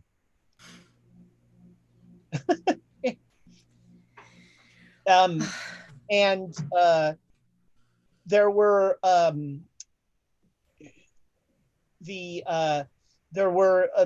most of it had been stripped from grave robbers. There were a few functionaries. The so-called Black Pharaoh was not buried under there. He was not given a tomb. Okay, I'll pull them aside. And do we want to spend any more time here? The one last thing I wanted to see if there was any other safety rituals or anything like that we could do other than making magic stones. I wanted to see if there was anything else that we could possibly do. So that's the last piece. Okay. We have any number of tomes that purport to have rituals and that sort of thing. Do you have any of Dr. Kafour's books? Yes, I haven't read most. We pretty much keep those books. They've been locked up since he went away. Is there any chance that we could see them? Of course, yeah. He'll bring you to that reading room. Yep, I was going to say we know about the reading room. Yeah, and he'll unlock it, and he'll apologize, but he says he has to be in the room now. Okay. And there are, there's all the books, including the Necronomicon, which apparently they don't understand how awful it is. Now the problem is, Joan, you happen to know that learning anything from these books takes days. Yeah. If not weeks. I was just trying to see if there was something else that I like one more step, like how do I make it faster to make these maybe, or something like that. Is there anything like that? Well, is there any, he could actually have there could be some historical knowledge in these books, right? I mean, they're cultish, but this is where we would be likely to find, even if it's heavily symbolic, because Kafour was looking into the Black Pharaoh, correct? Yes. We have the museum has made a decision that Dr. Kafour's research was not appropriate. He was not conducting research in a manner that befits an institution like this museum. I mean, at this point, we don't have many more options, though. No, we have access to those notes, please. Did they throw them out, or do they just put them in a file cabinet? Because, as you know, we were with him before, and while I don't go along the same path as he does, it would be interesting to have those notes to be able to further what we understand about the Black Pharaoh and his minions. Well, since his disappearance, we haven't really messed with any of his stuff. So if they want them to go away, would it be okay if we helped you with that? We don't want it to go away. Well, I thought that was the point. That was that you didn't think it was a good idea. So I'd be more than happy to help you make them go away. I don't think what he's saying. That's not how museums work. Oh, I know, but I understand. But you were talking about. I'm going to jump in and interrupt just to try and pull the subject away from this conversation, and start having him walk me through the books to try and figure out if any of them could have history that's relevant to understanding the Black Pharaoh or these tunnels. And I'm going to look daggers into the back of Dr. Hollister's head, Holly. Well, I mean, you must understand that, unfortunately, I have, or fortunately, I have not done a great deal of research into these materials. I assisted Dr. Kafur, but Yeah. he was his own principal researcher. So where are the notes? But he has books as well that we're looking at, right? We aren't just looking at his notes. We're looking Yes, at books. there's the library there. And so, Inside the little reading room, there's a shelf of, some of the most horrible things ever written. yeah, I'm trying to get him to go through and explain like overviews of what each of these are, to be like, okay, this wouldn't have anything. This I've might not have read something. these books. Hmm? Dr. Kafur wouldn't let me. He told me emphatically not to read these books. Well, we're out of options. Are you aware that Dr. Kafur was quite mad? Yes, and that's Well, why. then why are you trusting his judgment for whether or not we should read these books? Because the books are what made him quite. Let me show you. Sure. Let me show you something. He takes you down the hall to what you know is Kafur's office. Yes. Kafur's office, you take one step in, and every surface in this place, every wall, every piece of paper, every glass, every window, every whatever, has the word Emma written on it. I didn't introduce myself, did I? He was quite mad, and it was those books that drove him to this. I can't, in good conscience, do that to someone else, and I'm not going to do it to myself. Yeah, who's this Emma person? I don't. If he was mad, I don't know how much we can trust his judgment for whether or not at least each of these books attributed to that. If someone's crazy, they could look at a book of like fairy tales or nursery rhymes and claim that there's some sort of evil message in it. So we can't just assume that everything here that could potentially have very valuable information to us was the cause of his condition. Even if we're just skimming and we look through and we're like, oh, this is too much, we can just close that book and go on to another one. That is not my impression, because Dr. Kafur never closed the book. But his notes aren't the books. They are something different. So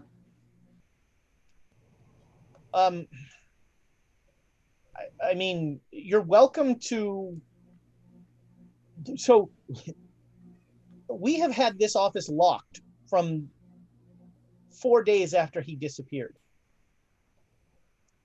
You're welcome.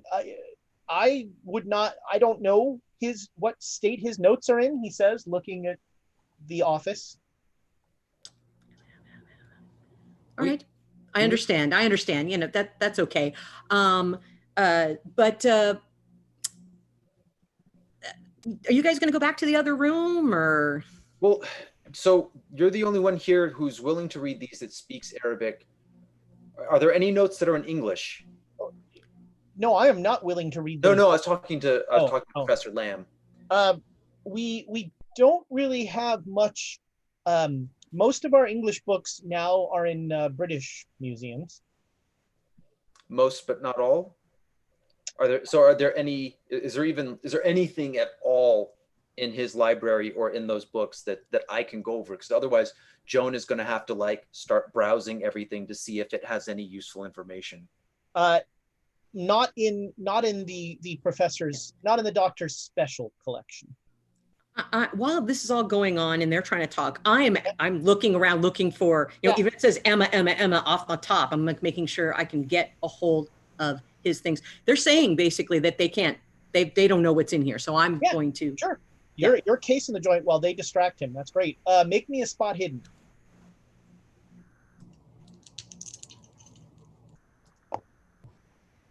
61. Yes, that gets me Okay. a spot hidden. Okay. So yeah, you find a sheaf of notes that seem to be his writings in Arabic, and it starts out talking about the Necronomicon and how this is almost glibly like, oh, the forbidden book. Let's see what, and then like by the third time he reads it, he's already like starting to go. And there's some stuff about how he's studying rituals that will allow him to travel distances. Mm-hmm. And he does point out the book that ritual is based on, but it seems like like he is interpreting a ritual. Got it. Okay. Well, I'm going to keep looking for things, and I have brought my backpack with me, and these are going to go in there. So you recall that nope. You know what? They didn't search you this time. Things are crazy. There's a potential war going on. Yes. So I have my notes. When you came in, they did not go through your bag. Cool. So yeah, you just shove a bunch of notes in there. All right. Yeah.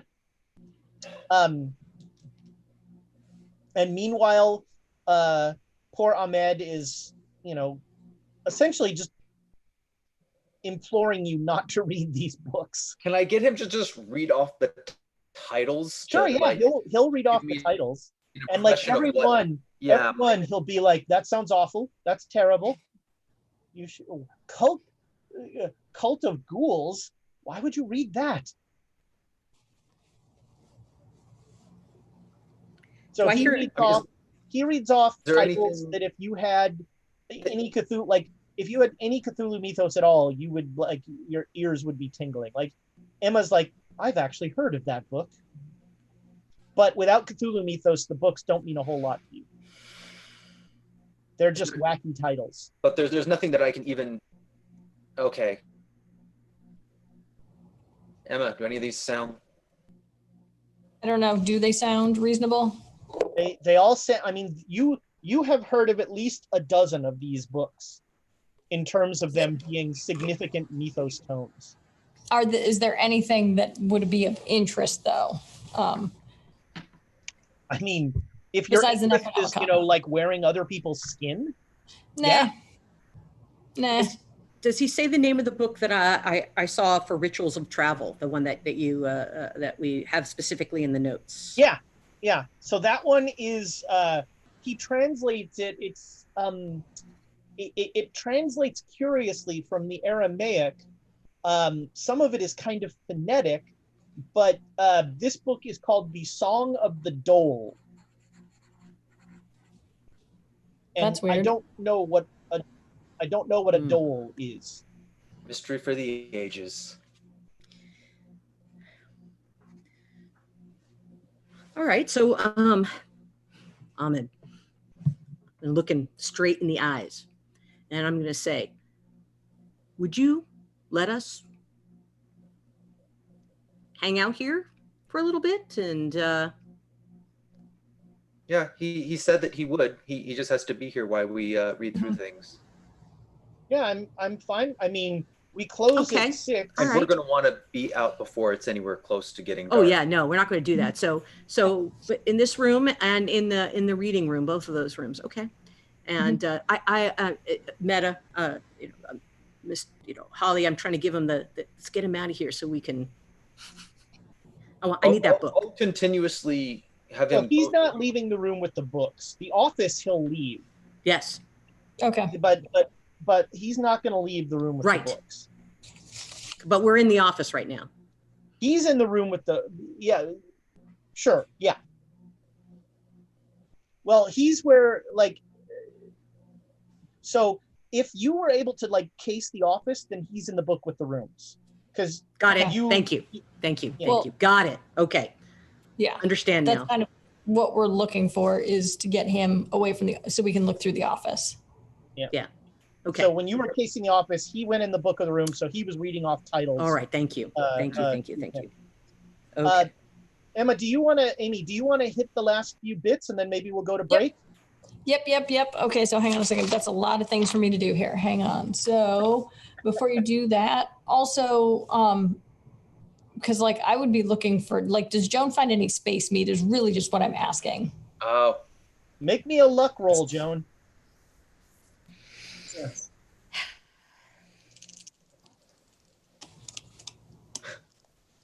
No. Well, it looks like the space meat is missing. Damn. Although you recall that space meat, you can't. I don't think luck roll. Have we done luck rolls? I don't remember. I thought this Sure, was what like the a hell, I don't search, maybe. I know there's no search, but like, Yeah. They're Yeah. spot hidden, but no, this was a. Is there? okay, Anytime you ask if something's around, it's a luck roll. well, okay. this is something that we knew. Yeah. But you do recall that the space mead was involved, probably, in some of the transportation stuff. Right. Mhm. So that's why we were looking for it. Oh, his recipe. We should find his recipe. Yeah. Uh, Okay. Joan has his notes. Yes. Okay, so Braden Five Ash gave 1,000 to Ezra so that the next random NPC is Australian. I don't know how they're gonna get there, but that's fine. Oh boy. Then let's see. Braden also gave 500, basically to just for a Necronomicon roll. Oh, very exciting. Well, there, Mhm. he wants. Somebody's got to steal the book now. No, we don't. There's in that- Joan's satchel. There's the first chapter of the translated Necronomicon is in there. Yeah. Mhm. Yep. So time to work on chapter 2, Joan. Space Maid. And then Debici one also gave us 500 bits for enjoying the stream. So thank you very much there. Cool. Thanks. And I think we're caught up on the bits. All right. So again, we are giving away this beautiful Yes. set of, what is it, like 4 coasters? Yes, it is a set of 4 Set of coasters. 4 coasters. So all you have to do is hashtag. Is it set up? Yep, it's set up. That's what I was doing while I was asking for Joan's roll. Look at that. So all you have to do is put in hashtag chaos at the break. And if the German guy or Braden wins it, I'll cover the cost of shipping. Ooh. God, I hope they don't win now. Hashtag chaos at the break to enter. And we will see you as soon as 6 people can use 6 bathrooms. All right, guys. I'm not using the bathroom. Thomas gets to use the bathroom, and then the rest of Yeah. us each get 2. Okay.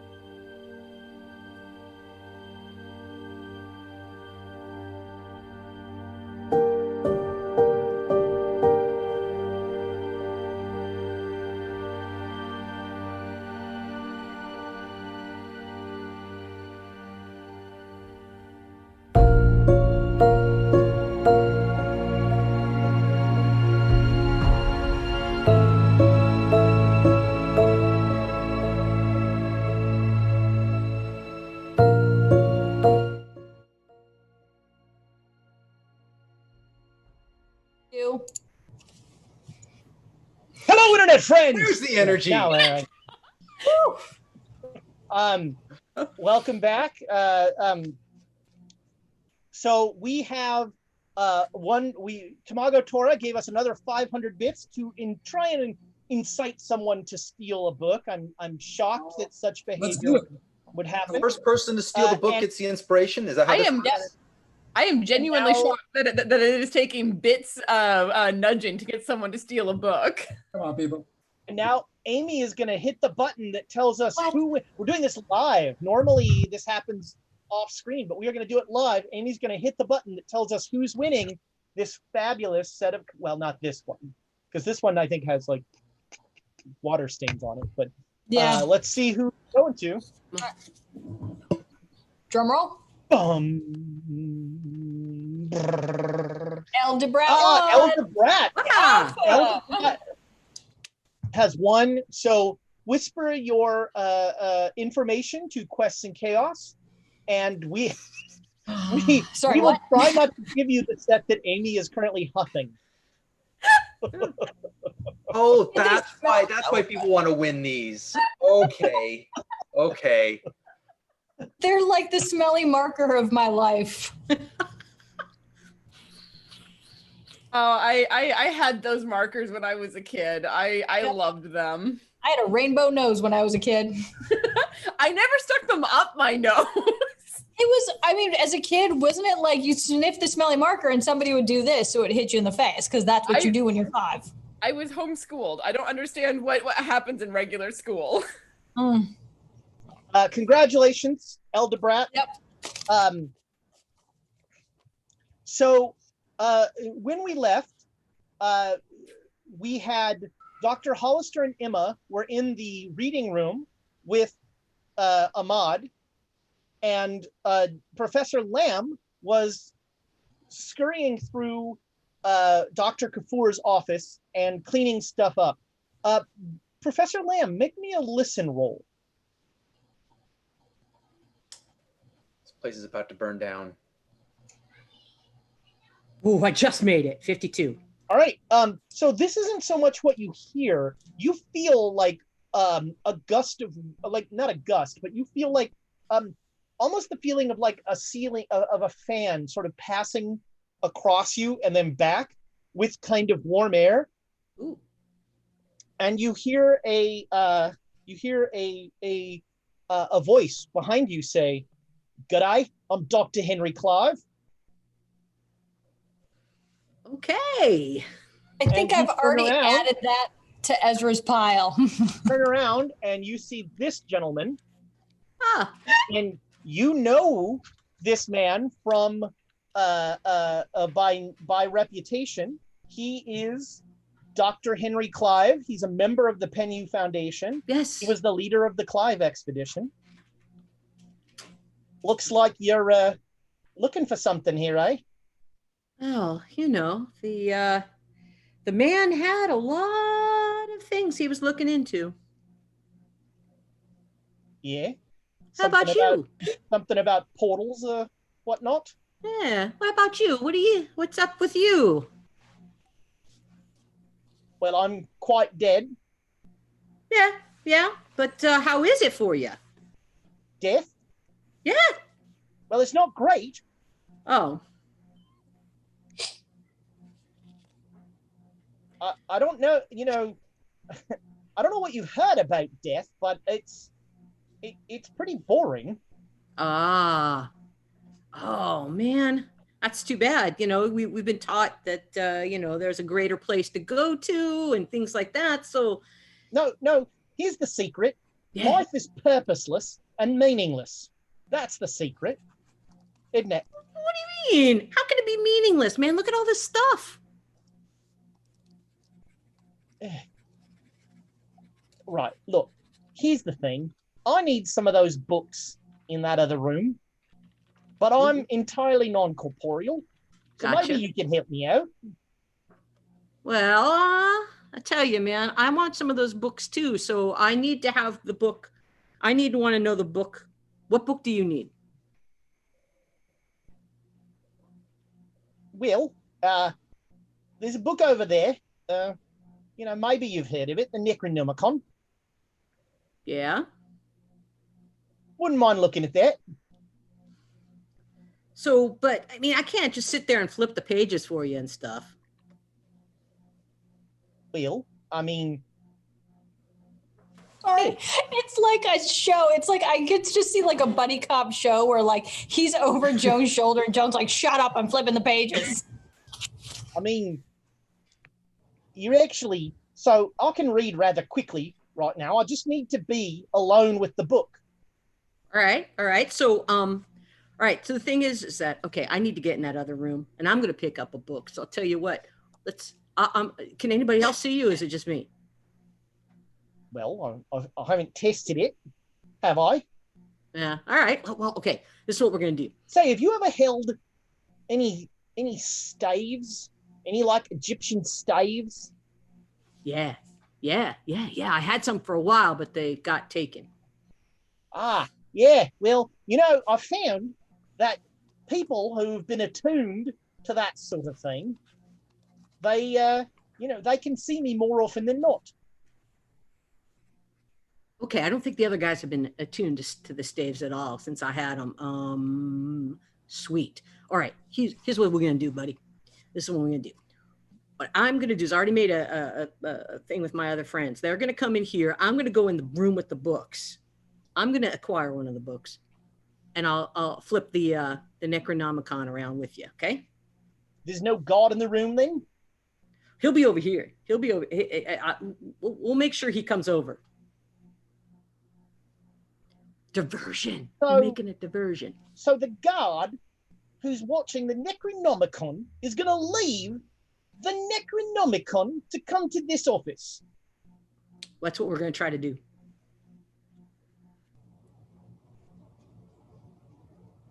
You in? Are you in? You in? It just seems highly unlikely. Well, do you want to try it or not? Why don't we do this instead? How about I make myself invisible? You are okay. I'm a ghost, you might recall. I'm quite dead. All right. I make myself invisible, and then I possess that guard briefly. It's very uncomfortable possessing someone. You get me my book. Get yourself something nice as well. Bob's your uncle. But that means I would have to take the book out of here, right? No, if you give me the book, I can read very quickly. Ah, gotcha. Okay, gotcha. I just need you to put the book in my presence. Gotcha. Okay. I think we have a plan then. But, I thought my plan was okay. I thought your plan hinged on a guard leaving the thing he's guarding. All right. Ghost-splain. All right, we'll try it. So I'm going to stay here, and if you'll pardon me, if you'll just step out of the room, I'll make myself invisible. Yeah, I'll go back. I'm going to go into the other room. All right. And you'll know I've possessed the guard when the guard says to you the phrase, "How about them apples?" All right, I can go with that. How about them apples? All right. Not something he would normally say. Very well. All right. On your way then. All right, I go back in the other room. All right. As you leave, there's that same kind of feeling of wind behind you. Do you look back? Nope. Okay. So you head into the reading room. Yep.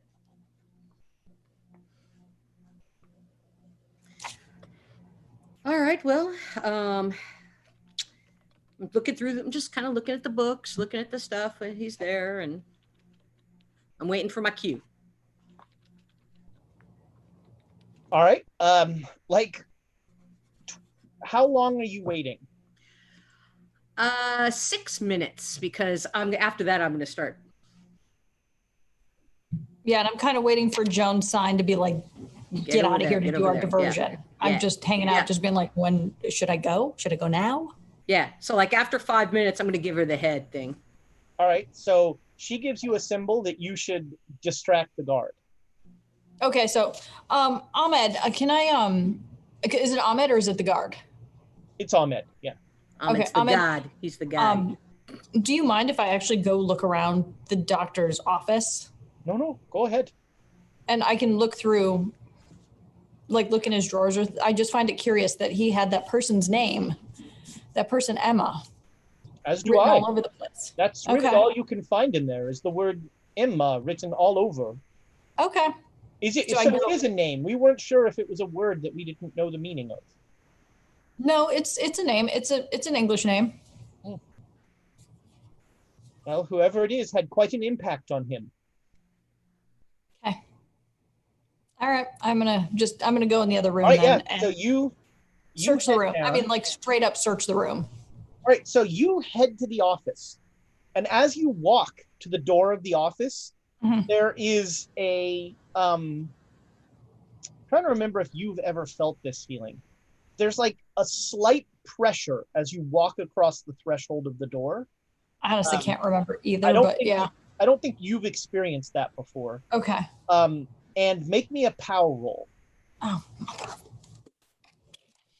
What's my pow? Ooh, 3. I pow Wow. right through this door. There you go. Yeah, you just pop right through. Yeah. And you see this gentleman with a large sack just shoveling stuff into a bag. And just to clarify out of game, does he are his feet touching the ground? Does he look normal to me, or is he straight up a ghost? He seems fully corporeal. Oh, hello. I'm Dr. Henry Clive. So Joan has not said anything about there being a ghost in here. And so I'm just like, pardon me. I've been sent over here to clean out Dr. Kafour's desk. You mean Clive of the Clive expedition? Oh, that's me. You've heard of me. Glad to hear it. Well, here's the thing, though. Dr. Kafour and I were actually very good friends, and he never said that somebody who is presumed dead and lost should come back and clean his stuff out. Oh, no, you misunderstand me. The museum has asked me to do this. Dr. Henry Clive, noted Egyptologist. So how long have you, where were you? I was at it. Did we hear her talking to anybody yet? Yeah, can we make a listen? Sure, you can both make listen checks.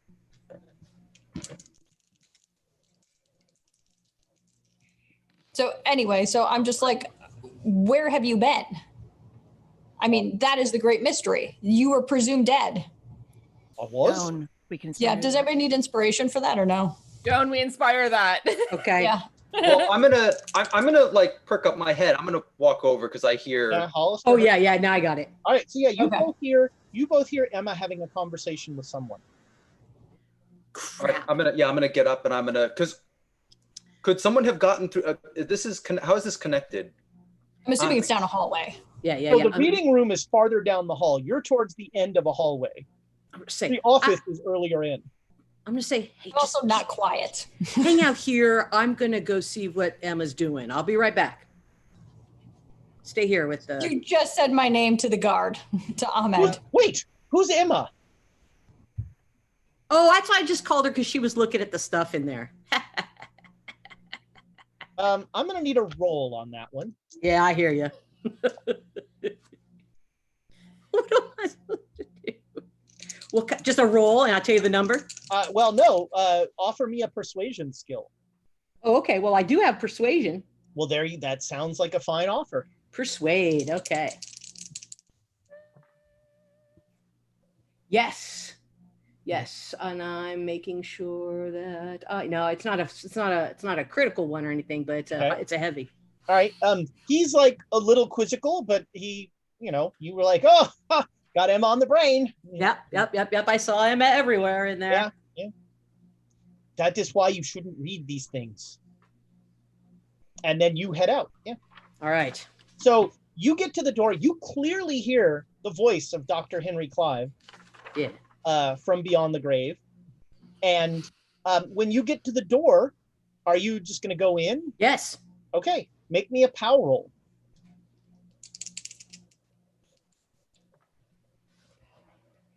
Yes. Okay. 32. 32. You pass through. There's again that feeling of a little bit of pressure. He says, "Well, this is awkward." Yes, it is. I thought you were going as well. You're leaving too? Yeah, I actually left before as soon as I had the listen check. All right. So Ahmad locks the thing up. Then he says, "I guess they're done." And he no, we'll be back. We'll be back. Well, I don't want to sit in there with those books, so he locks the reading room, and he's going to start walking down the hall. Can you wait outside? We'll be right back. Which one of us works at this museum? Okay. Well, we'll come and get you. No. What? I'm supposed to follow. You are the people that I'm supposed to make sure don't steal things. Okay. So you're going to follow us? Yes. Oh, I thought. Okay. All right.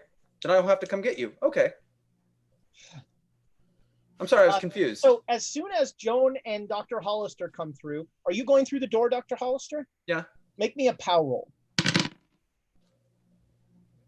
Oh, no. All right. So as Hollister steps through the door, this will keep Ahmed from following you. I'm going to get a sand roll for him. Oh, wow. 09. Good job, Ahmed. So as Dr. Hollister crosses the threshold, the door honeycombs. And there's almost like a web of weird red energy in the doorway, and you find yourself stuck stepping into this doorway. And Dr. Clive, sorry about that. Look, I might not have been 100% honest with you. Yeah, that's what it sounds like, Clive. Begging your pardon. I needed an excuse to get you out of this room so that I could collect Dr. Kafua's writings.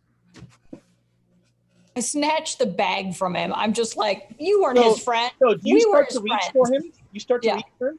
And he says, so as you start to reach, you speak Latin. He says something with the word tempus in it. Okay, so something about time? And time, you freeze, and it seems as if Dr. Clive is moving super fast as he just whoop, and he says, funny thing about all this, Dr. Kafua is working very closely with time, and he zips out. Am I still stuck? Yes. What do I Is see? there a fold-up chair nearby? There's a very nice make a luck roll. Because if there is, I'm going to push it. Yeah, I made my luck roll. All right, yeah, you find standing in the corner. So Clive has zipped out into the hall. He's moving, it's clear that none of you are math people, but 5 times faster than the rest of you. Okay. All right, so I'm right, yeah, you guys start to run. I'm not even going after him. The web is gone. Okay. And he is motoring towards the exit of the thing. So we'll go to initiatives. So let's see, he's gonna get, so on a 400, Clive will zip forward. 80s, 70s, 200s, no, 60s. Yeah. I'm not even going to chase after him because I just saw him go zip, and it's like, yeah, I'm trying to chase a ghost around, right? So I'm going to see if there's anything left in here. I'm going to keep going in the room. All right. I'm head down. You notice that Ahmad is just staring at all of this agape. Just super freaked out. Yep. Welcome to our world. All right. So 60s, 50s, Emma's. Yep. So I'm going to continue to chase. I mean, to me, he's a person, right? And he's he's a magician at this point in my world. So I'm going to continue to chase him We and yell prefer at the him. term wizard, if you don't mind. Magician's a little pejorative. If you're going to run, don't make fun of me. Just run. Don't taunt me, sir. So I'm going to continue to chase after him and scream for Ahmad and security. All right. That man has stolen Dr. Kafour's property. And there's nothing I can like throw at him or... Because being an Aussie, I'm having an amazing idea with a boomerang in his legs. Make me a luck roll. Oh boy, I don't even know what my luck is anymore. It's a stat on your character sheet. Yeah, Yeah, I don't it even is. know what my luck is It's anymore. not a great... Nope, I didn't make it. Sadly, there are no boomerangs at hand. But you know what I mean? Like something like that folding chair, if it was near me, I would just wing it at him. Sure, make me a throw roll. You pick up like a garbage can and throw it. There you There is go. a folding There chair. you go. Both There have a you go. folding chair, so that is there if you want to use it. They're No, incredible. I like the Whatever. garbage can. I like the garbage can. Woof, over his head. Go, do it, do it. Okay. You're not Oh, gonna God. want you're not gonna want a boomerang for that. You're gonna want a bola, like to trip him up or some shit. Yeah. Yeah. Nope, so I miss it. Do I want to do try it again? Do it again. Do it. Do it. Do it. Do it. Okay. Sure. Because, you know, using all this inspiration to get past the Brotherhood, who cares? But throwing a garbage can at a ghost, yes. Damn it. No, it's I better, want you but to- not enough. I want you to use it now instead of when you're making dodge rolls against machine guns. Yeah. Nope, so I still miss it. So there's All right. garbage everywhere. So once again, like he is just moving so quickly that it's like he just sort of watches the garbage can go by. He says, on a 400 before he disappears upstairs. Wait. Hey, there's me. Oh, sorry, you're slower than Emma? Oh my Yeah. gosh. What? Dr. Hollister. Wait, what's What Emma? is your... I'm at a 40. That's my Yeah, I'm dex. at 35. Oh my. All right, Wow. Hollister. Yeah, I'm gonna pull out a gun and shoot him. It's down a hallway, right? Sure. Yeah, take Let's your see shot. how. All right. And I'm I totally want to gonna start push singing it. "Hit I Me will with Your use Best Shot." inspiration if I need to. Can I use inspiration, please? Yes, because it's the best use ever. Shooting a ghost, throwing garbage cans Shooting at a him. Why not? ghost. All right, good. That is a hard success. All right. So So It's that's max amazing. damage. it's amazing how easy it is to get a critical success when your dodge is 300. So he not that you know what the Matrix is, but he matrixes the bullet. Someone should make a movie based off of what I just saw. Entirely around it. That was highly Shot. cinematic. Buckshot, people. So he will as he pops upstairs, he'll just say, "I'll see you at Giza," and he will run up. When I was slow motion, was I slow motion compared to everybody else, or was it just to him? Just to Up him. to him. He was Okay. We're all in regular motion. Okay. And so I'm gonna keep running. I All don't right, know so wow, Ahmad is doing a great job. Somehow Ahmad holds it together, even though you've now fired a gun right next to him. Well, But he's like, after the "What? first thing, Don't just stop, start accepting. don't shoot! Why are you shooting? He's getting away. Aren't you the guard? I keep running. I'm an assistant curator. I have a PhD." So do I.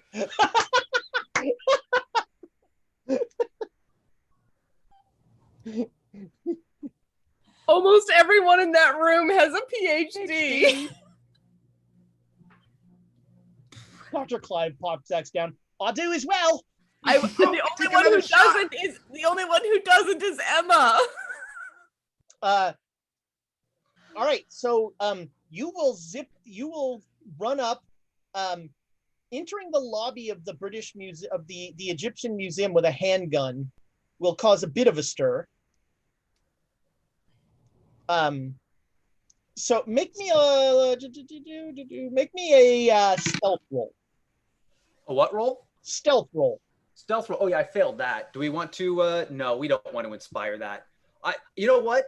And it wouldn't make sense. I wouldn't make that roll to begin with. I don't have that roll. Do you see how fast that guy's going? I don't have time to like be, what is it, subtle? I'm like screaming, did anyone see where that man went? The magic man! Oh, so many songs.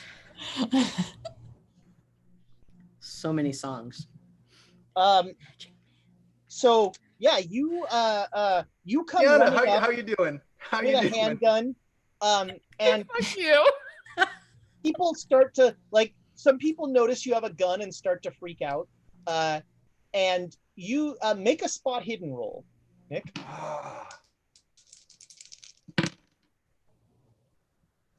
Well, it wasn't a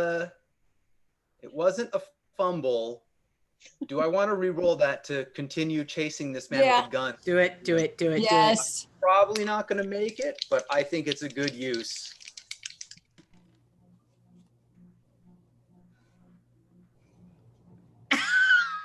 So which is an Emma and which is an Amy?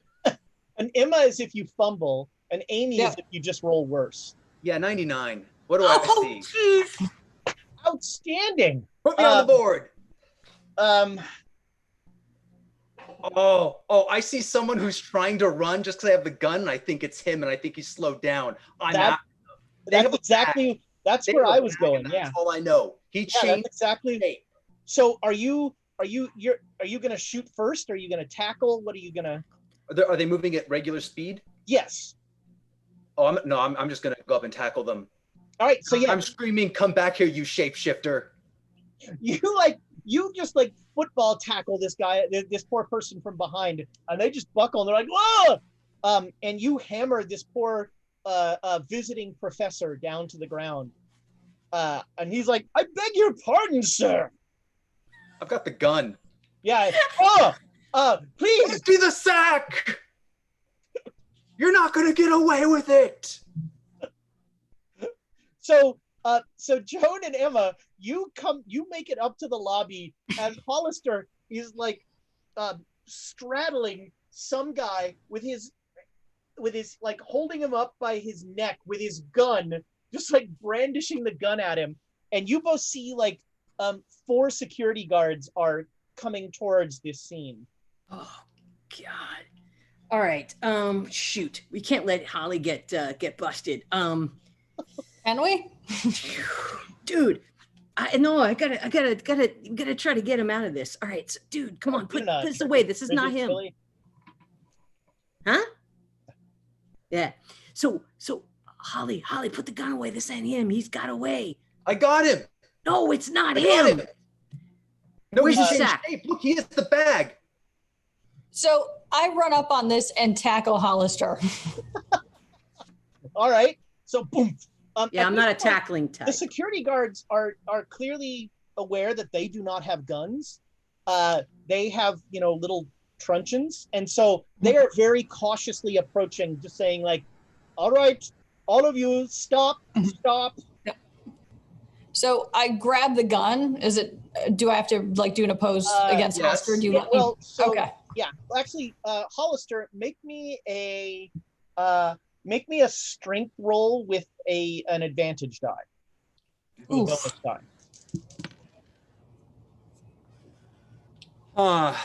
Do I take the 07 or the 07? I think you're taking the 07. So when Emma knocks you to the ground, you like held on to like there was a brief second where the contact with the floor might have knocked lodged the gun loose, but no, you have held on to the gun.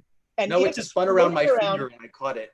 And with an 07, you manage not to shoot it as you are tackled as well. He's on the ground though, right? Yeah, you've tackled him to the ground. Are you so possessed?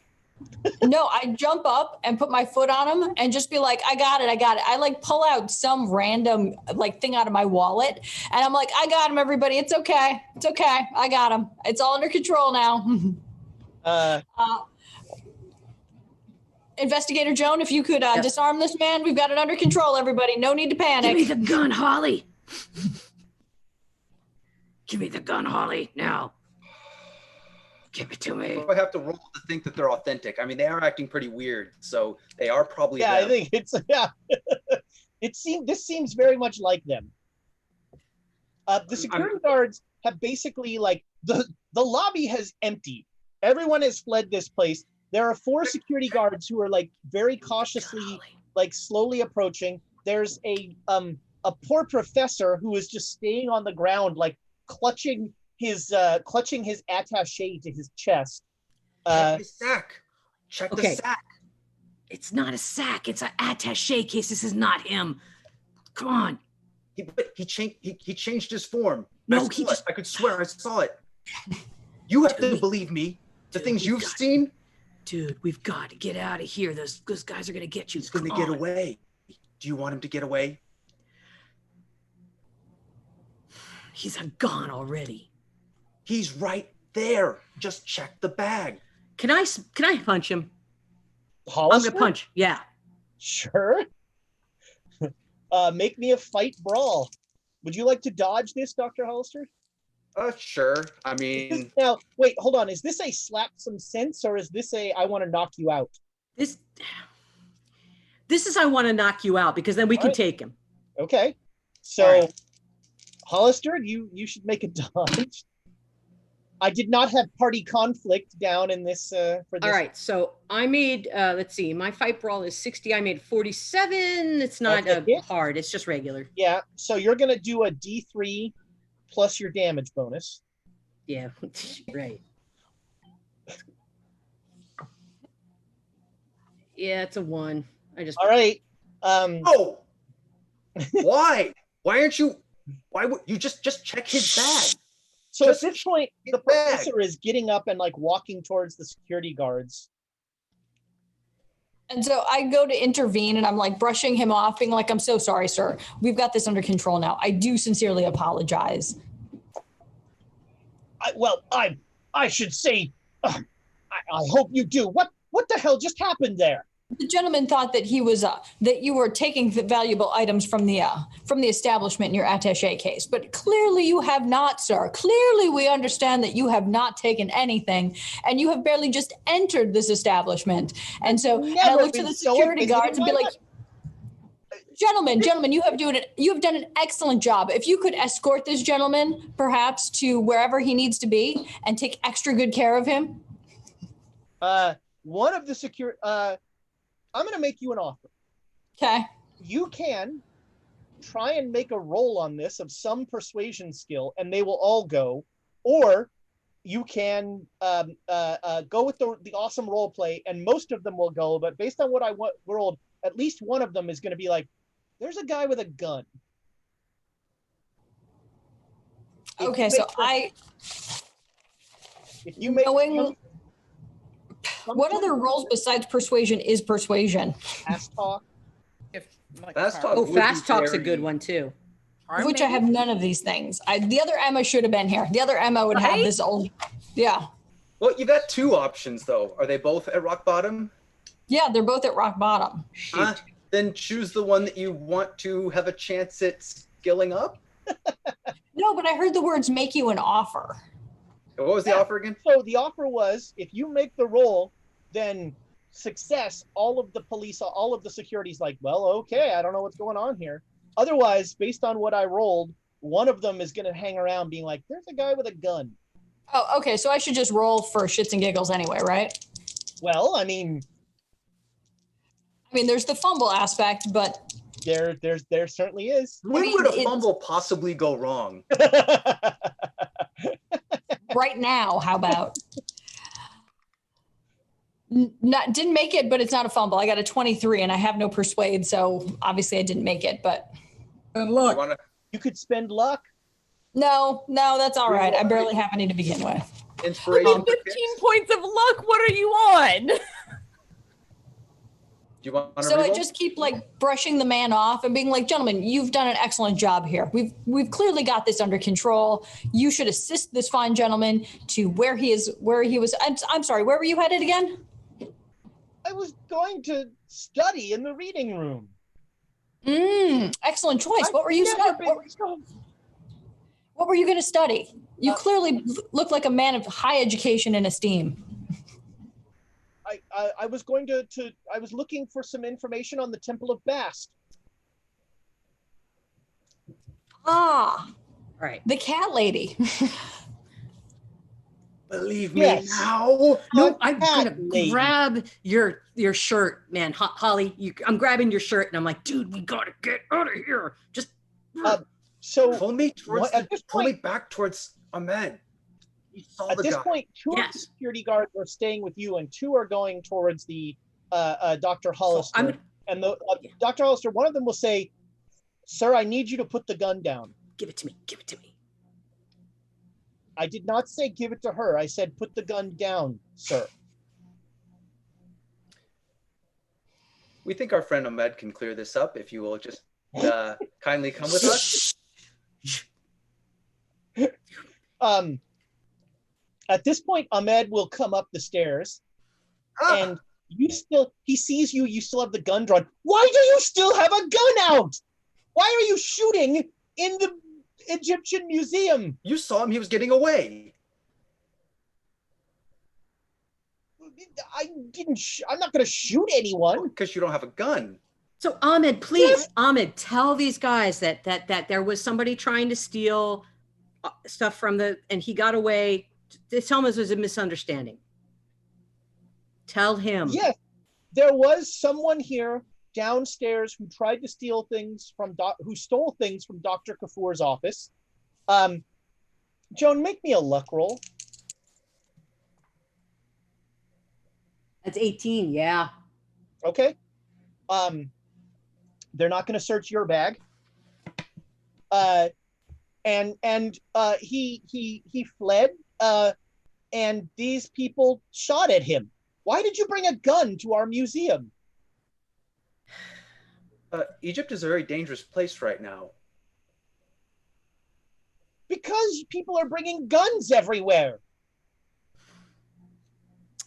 Well, I was talking more about you saw how fast he moved, right? And he referred to himself. He referred to himself as being a wizard.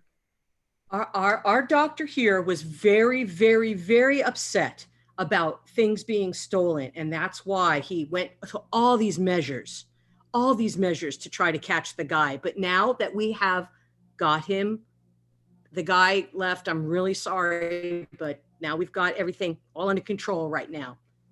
We're good. Thank you. Gentlemen, thank you. Appreciate it. Would you remove these people from the museum, please? And Ahmad will turn and walk down the stairs. I'm going to go try to follow him. One of the security guards will go, "Ma'am, I need you to stay here." But I have... The assistant curator has asked that we remove you from the museum. All right. After we tried to help him. Please put the gun away, sir. Oh yeah, I had the guns away. So they're going to escort you out of the museum. As I'm getting escorted out, I yell back at the professor, "I met her followers. Call me if you want to talk about it." I'm at the U.S. military base. No, that's worse than what I did. Now we can't go back to the U.S. military base. It's just we need a backup military base now because of you. We need a backup military base. I'm sure there's an joking. embassy. We can't go back to that base now. We can't go there. You just announced to everyone. Dude. Oh man, why do I hang out with these people? We have to go. What was the name of the hotel he thought we were staying at? Ritz. Ritz. We have to go to the Ritz. God. Look, Holly, or look, Doctor. I wasn't the one who pulled a gun in front of everybody, come running like a lunatic and tackle some poor professor who's not a shapeshifter, but I saw him shapeshift. You've seen crazier things.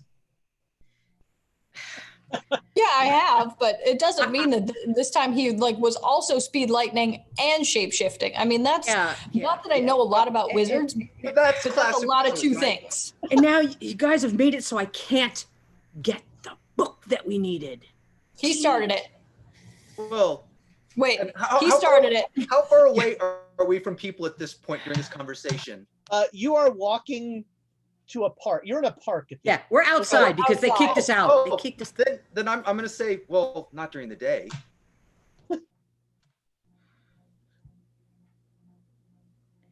You needed that book, man. Well, I got some notes. Well, but what would we do with that book? What do you need that book for? To do what Clive did. To move, well, not what Clive did. Clive was a ghost, guys. That's why he What? can move. Yeah. No, move. So Oh, he's a ghost and You mean Sorry, what go ahead. Kafur did? Sorry? You mean do what Kafur did? You're doing the Trying to do rituals for travel. I was trying to get that book. Song of the Dole. I can tell you that that would be very much in the interest of the U.S. government, and Yeah. I would definitely support you with attempting to get that book. So I don't think Clive's a ghost. I mean, why does a ghost need to have Who said he expeditious was a travel? ghost? He's not a ghost. Joan just said he's a ghost and Why a would wizard. ghost- You why can't would a be ghost both. need to run at super speed and Exactly shape- my point. He's not a ghost. He's alive. You can't be a ghost and a wizard. No, he's alive. We saw him alive. Yep. And We he's saw staying him- somewhere. He's Yeah. staying somewhere. We got to find him. I don't know why. Sure. Oh, Sure. you know what? He said, Sure. see you at Giza. Yeah, he's going to go out there and he's trying to deal with the pyramids too, but maybe not in the same way. So you guys did. It was clear. You heard that the Clive expedition was Yes. massacred. but then we saw a living wizard. Yeah. Then you Yeah. saw Henry Clive. Yeah. Yep. No, we saw what's his name in Shanghai? Brady. Yep. So Brady's alive. He was not part of the. Sorry. So Yeah, no.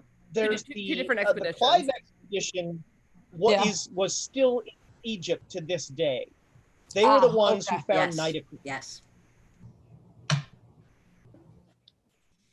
They were a second expedition that had So come we're after the. we're going to have Same to thing. somehow, now at night it's very dangerous, but we would want to get Alexandria and Donald to get us in there. Yeah, right? you think you have all the answers now, Dr. Hollister, don't you? Okay, so Huh? you're disagreeing. We don't want to do that. I know, I'm just mad at you, man. You just screwed everything up. I saw him shapeshift. Did we not So want to you think a gun would have helped? Well, if I had hit him, yes. He was going just so fast. You think a gun? You think a bullet would have been able to hit him? Yeah. Yes, or I wouldn't have tried it. Yeah. You just took over everything. What? Okay. So here's another question. Who's going to explain this to everybody? Because I have a fantastic way of missing details so that it seems like we didn't do anything wrong. So you're volunteering. Let me think on it for a minute. Hold on. I'm hearing the Popeye theme music. Uh-huh. I'm hearing a hamster wheel spin. Well, some things you can't spin. Should we go look into that letter of recommendation? While we're on the topic of things that we're I might need completely to stop unable. I think I might stop and need a drink before I go see the nuns. Seconded, thirded. Yes, Fucking stone. I'm there. I need a stiff drink. Let's I meet have up some with bad news Alexandria about Donald Arabic and country. Yeah, Wait, what?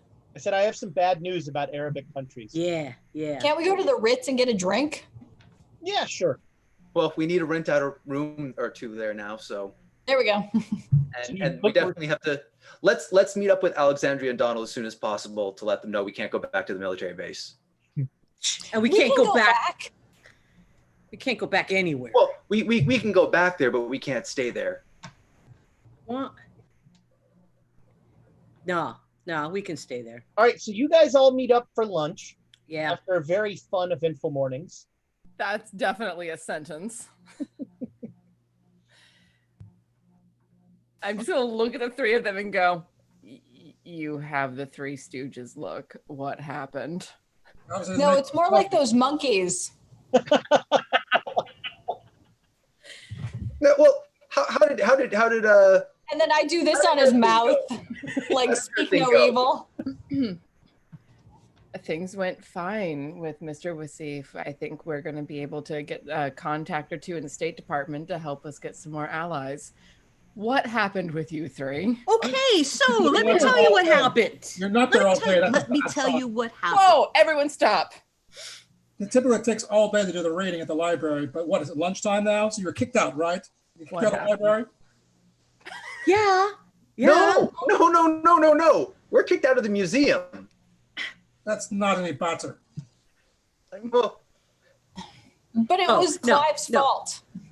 Okay, so Clive of the Clive expedition? Dr. Henry Clive showed up at the museum. I thought he was dead. Yeah, well, but then he asked me to help him. He wanted the Necronomicon. I wanted some other stuff. I was looking through his stuff. Yes. And so when I went to go look at the other books, he started putting everything from the office into his sack. Stuff that I wanted.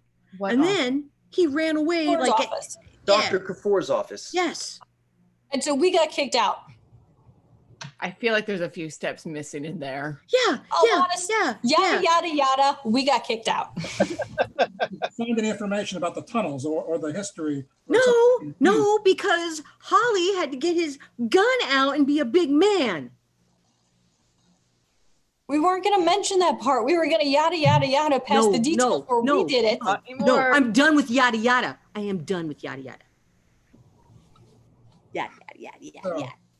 Okay. Well, at least I tried something. I was doing something, and you...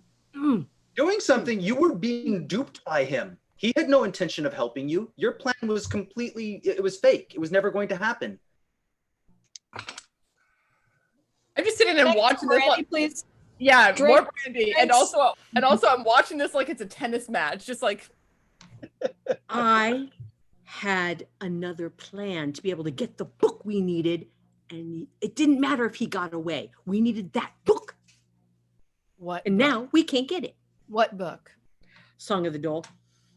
What the fuck? It talks about rituals for travel. Rituals for travel. Don't we already have something like that? Hollister, isn't that what your research is based on? What? Yeah, well, we need the spell. We don't have the part of it that actually does the spell. You know. How do you not have that when you had the portal thing that got us everywhere? Because they had Kafour. Kafour wasn't really in a state to write things down. Yeah, he was not terribly responsive. So we need that book to get around the world faster. Is that what I'm hearing? Yes. And if we need resources from the military base, I can help procure them. What are you going to storm the museum? Rogers would approve it. We're not storming any museum. I'm just saying. You already tried that and you failed. All right, you two, stop. Oh, thanks. Thanks, Alexandria. Joan, I understand. I understand he's being a prick, but both of you need to stop because this isn't helping. What do we need to do at this point here, people? What have we discovered? What's the next step? Well, Clive and all the paperwork are at the Pyramid of Giza. That's all I know. He said I don't think he's in Giza. Is that where that horrible massacre took place, though, with the monsters? Be close, yeah. And even beside any of that, is Giza somewhere that we can go with everything going on in the country? I mean, so Giza is relatively close to Cairo. It's probably close, but it is probably close to the front of whatever is going on. Like in the 20s, because like right now the city pretty much goes to the pyramids, like in the 20s? Is it There was outside a of town? train, actually. There was a tourist train that went Okay. to Giza in the 20s. I wonder if the train is still running. But option 1 is go to Giza and what deal with Clive. That's option 1. Option 2 is go steal a book from a museum. One of those is a little easier than the other. I like glance over at Donald. Which one? Stealing a book is not a problem. Stealing a book from a museum is fairly, relatively easy. I guess it depends on whether or not there's a fucking ghost in the building. Oh, it wasn't a ghost. He was a speedy, shape-shifting wizard. Wait a minute. Are you talking about? You wouldn't know. Was it like in the Dreamlands when we were on different times? Not you, Hollister. The other two. Yeah. Not really, because he was just moving faster than sight. So like he would pop upstairs and then we called him something and he was angry about it. What do we call him? Like a warlock? I forgot what we called him. And then he pops back downstairs and says, I'm a wizard. And then pops back upstairs like with an attitude. That sounds that sounds a lot like the Dreamlands. It is it sounds like a very similar concept of he's moving at a different time than the rest of you. Yeah. Oh, I wonder if he has the recipe for space mead. And we are not doing any goddamn space mead. I don't remember. And everybody in the office would remember that he said in a super accelerated voice that Kafur was doing some very interesting studies in time. Yes. Yeah, I wonder where he got that information from. Stealing it out of Kafur's office. I wonder though.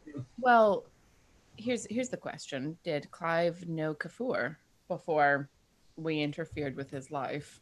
I mean, it makes sense that they would know each other. I mean, we went there. Why wouldn't the Clive expedition go? Because they're arrogant British people. Yeah. Australian, actually. I was Australian? Really? Huh. Seems random. I would not have pegged an Australian for leading that expedition. Fair enough. Well, that's small-minded of you. I'm not. He literally pop into a I'm lunch. not small-minded. I just know what the 20s were like, especially with Australians. Yeah. So what do you want to do? I want the book. Well, it isn't like we haven't cased the place before. Yeah. Well, and I will tell them over dinner that I did get some of the writings, but not as many as I would like to have had. I don't imagine that a partial writing is going to do us any damn good. You need the whole. Well, maybe. It depends on what we're able to fit into what we already know. I mean, Right. Joan has studied a lot of this stuff. If she's able to look at his even partial notes and put it into the context of things that she knows and what Hollister has studied, Exactly. maybe we'll be able to put some more pieces together. Right. So the question of the hour, do you want me or us to sneak in and get the damn book? Yes. Yes. Oh, shush. What? Draw the diagram of that museum, every detail, both floors. Yeah, they'll give you the downstairs. Joan knows the downstairs very well. Yes. Donald, you know the downstairs pretty well. Yeah. I mean, you're better with locks than I am, dear. I don't know if Donald's been there before, though. I thought you went the second time. Yeah. The second time. Too. Right. Yeah. One time the office. And there's 4 guards. There might be more at night. They don't have guns. No, but Ahmed has a key, so I don't know if it's on him or in his office to the room that specifically we're looking for. As long as we're able to have some quality time alone with the door, Donald can get us in. Have you ever had ether? That might be useful. Man, that's Doctor would probably have some ether. Would I? Yeah, it was And a we did fairly look up common. earlier, so the ether would be useful. Okay. This is the 20s. You've got morphine, you've got cocaine, you've got heroin. Go true. it out, buddy. all right. That's So what this then- party needs. Yeah, I was going to say, Joan might like you a little better if. The drugs start flowing. Right. Well, Our decision making will only improve. we should all coked up in Giza. We're gonna be talking some more to Wasif tomorrow. That's the plan. And I'll like glance around and make sure that we are very alone before leaning in to the other three who didn't hear this and say, he's a king's man. He's an English spy in Egypt. So if there's any way that we can leverage that, that might be useful. I didn't ask about a riverboat getting us down there. I was hoping you'd find out more about these tunnels, but... Oh, well, actually, here we are. did. What did you find out? Joan, do you want to tell them about the worms? Right. So, What? yes. Yes. So, I beg your pardon? Is this a lunch So- conversation, so, though? yes. Yes. It's got worms. Yes. Yes. The Black Pharaoh there was got worms. reference to minions that could create tunnels and fill them in quickly. So basically worms can bore quickly and they can fill it up quickly with what they've ingested. I would like to have as little to do with worms as physically possible. Agreed. That's why I was trying to get the rituals for travel. All right. This is the only book you need from this library. Is that correct? Yes. Yeah, be careful though, because Dr. Clive was talking about trying to get the Necronomicon is in there. Don't touch it. Don't go near it. Just the Song of the Dole. We are not touching any Necronomicon. That drove Yosef insane. And lock the door behind you when you leave. Maybe. So Emma had announced that we were staying at the military base, so we've rented out rooms at the Ritz. I'll be staying at the military base. It's a little more secure there since there's a revolution going on. I mean, I just announced it to this kindly old professor who was studying Bahat. Is that how you say it? Well, and anyone else in earshot because you were shouting it. Are we worried? Well, there was nobody else because you cleared the place out with a gun. You're welcome. Children. Are we in danger at the military base from a professor coming to kill us? I don't think so. Unless, of course, he's a wizard. I Not mean, to when magic's involved. exactly. I don't Yeah, need so to so bring the that hotel back. is going to be better. If they don't know that we're there, yes. Oh yeah, they're going to find us. If they have magic, they can find us. I mean, the Ritz is the assumption that that's where we stay. I vote for going back to the military base, and too. there's I'll lots go of back. guns there. I'm not afraid of that fat little wizard. I mean, Oh, now professor. you're okay with guns. I'm afraid that fat little wizard. Oh God, are these two going to be sniping at each other the rest of eternity? Possibly, yes. Next year. Eternity. Fair. Fair. At least until next year. Fuck. All right. I agree. I think that the military base may be the most secure location. If the wizard fellow shows up, he'll try to show up anywhere that we are. Yep, and we got lots of things to do there. So That said, though, a Australian, you said, Mhm. professor, showing up at an American base, that might be interesting.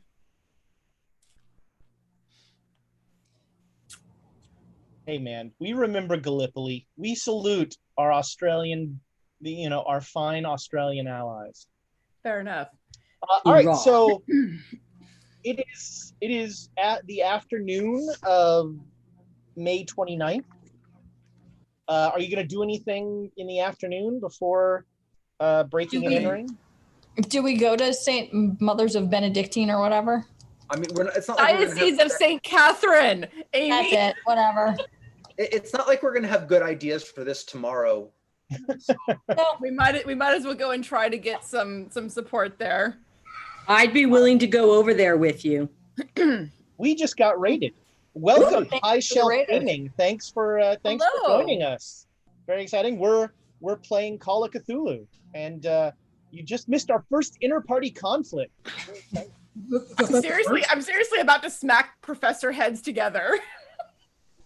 All right, so you head to the church, and you are introduced to Father Father Shabazz. It's a pleasure to meet you. Yes. Welcome. Are you children of the faith? Yes, Father. And I produce a letter. It's Yes. been a long journey. If you could just sit and listen and with open ears and an open heart. And I give him a minute to read the letter. That never ends well. He looks Nope. up. Sister, as you know only too well, listening is part and parcel of our faith. I forgive you. Thank you. I appreciate that. Now, what have you done? Well, a lot of things, When but was it's your more, last confession, sister? I think last week, actually. Oh, I had the opportunity to confess in the Vatican itself. It was quite an experience. that is a pilgrimage. Mm-hmm. Well, then Yep. you are what can I do for you, sister? We're here to ask a somewhat unusual request.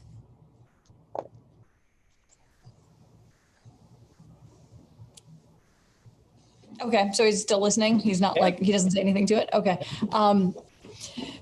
Myself and a few others in the Vatican, we explore interesting, sort of arcane relics, things of that nature. We feel that the path of Christianity and the Lord's way is the right way. And so it is our mission to not only explore some of these issues, but potentially stop them from doing harm. Is he still with me? I see, yes. Okay. Sister, you seem to be speaking around something. Because it's a very difficult ask. We understand, and I kind of look around, is there anybody else in here? Whoever of the Great Dane Society has Okay. come.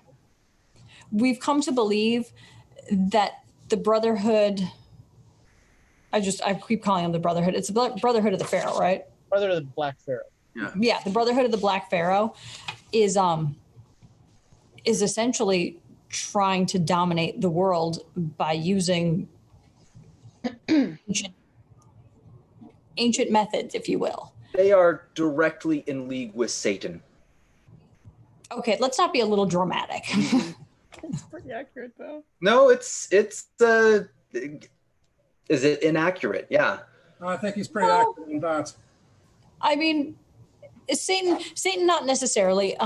They're basically, what they're doing is they're worshiping a demigod. They are breaking that first rule where they are worshiping and enveloping more people in the countryside in order to worship this false god that goes by the Black Pharaoh. And from what we've done the research on, the Black Pharaoh is an ancient and at one time was in power in Egypt. And so they are bringing this cult back. And so we have the means and the method in order to stop this cult and to basically cap their source of power. But it requires some Old Testament biblical means in order to do so. Yeah. Well, it sounds like you are following the Lord's path. Well, but here's where the conflict comes in. When I say Old Testament, I mean sacrifice. Not of life. Yeah, exactly. I grab his arm and I'm like, not that dramatic again. And I look at Doctor and I'm just like, again, not that dramatic. No, I said I was saying it's not. I was confirming. Yeah. I mean, all worthy efforts require sacrifice. But this one doesn't require the death or the burning of anything. It just requires blood of innocence, but not necessarily their death. Just like as if you were at the doctor's office and you had to give blood. Something as simple.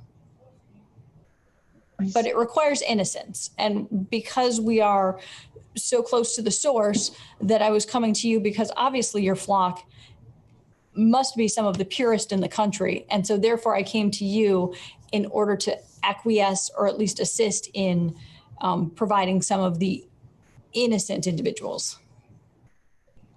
Sister, you should know as well as anyone that none of us are innocent. We are all creatures of sin. Well, we need, so the ritual that we found speaks to the people being willing to stand against evil, if that helps clarify. I see. And this ritual that you are discussing, is this a godly ritual?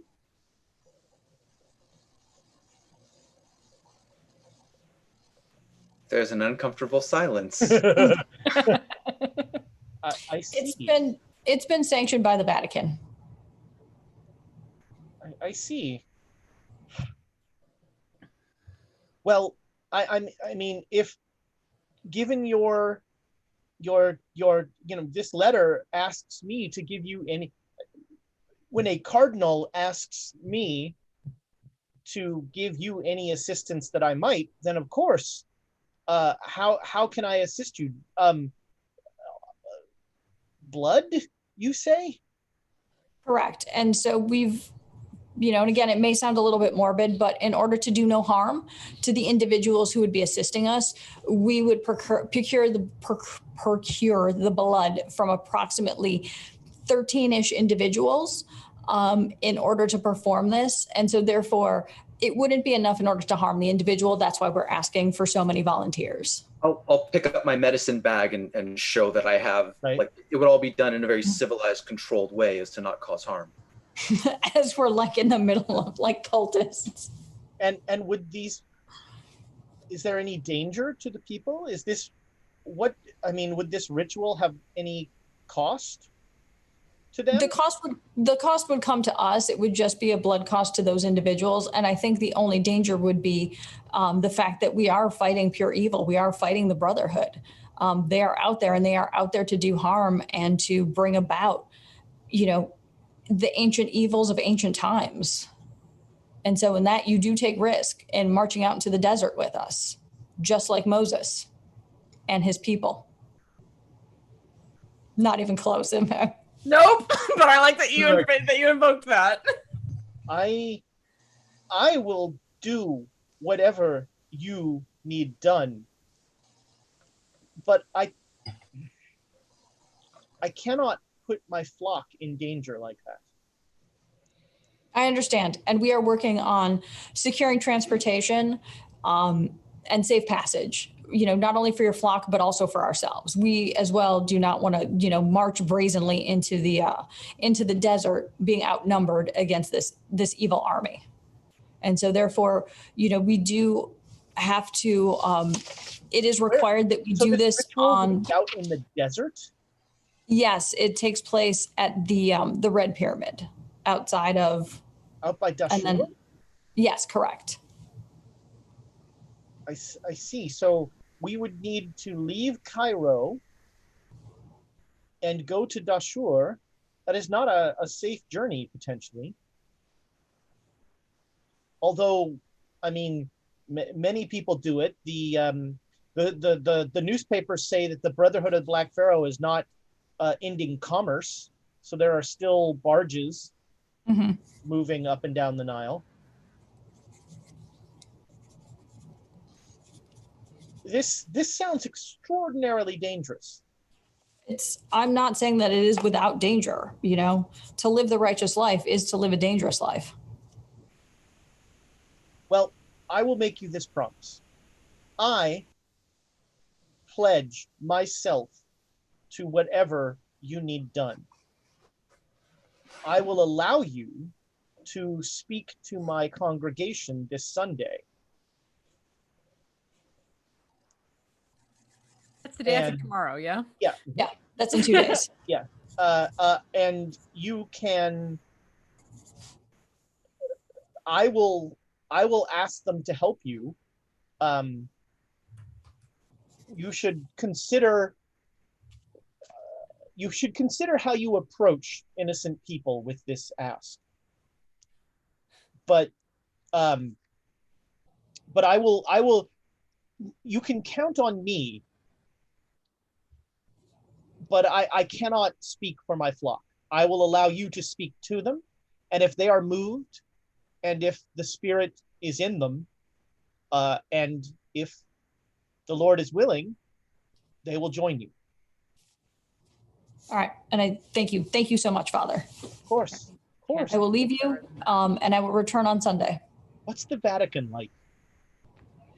It smells wonderful. It smells like incense and clean floors.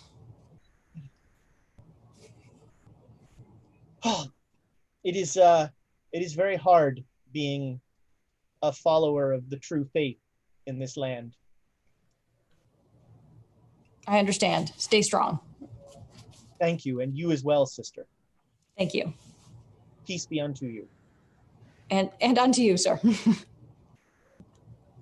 Exactly. I kneel, I genuflect on the way out the door, spin, and boop, I'm out. Yeah, and Alexandria kind of automatically says, and also with you, and looks very embarrassed to have said it. Yeah, Especially because you're probably Protestant. No, she was raised Catholic. Oh, wow. Yeah. Irish Catholic. Surprise, surprise. It's all hooey and applesauce. I mean. So, yeah, you guys leave.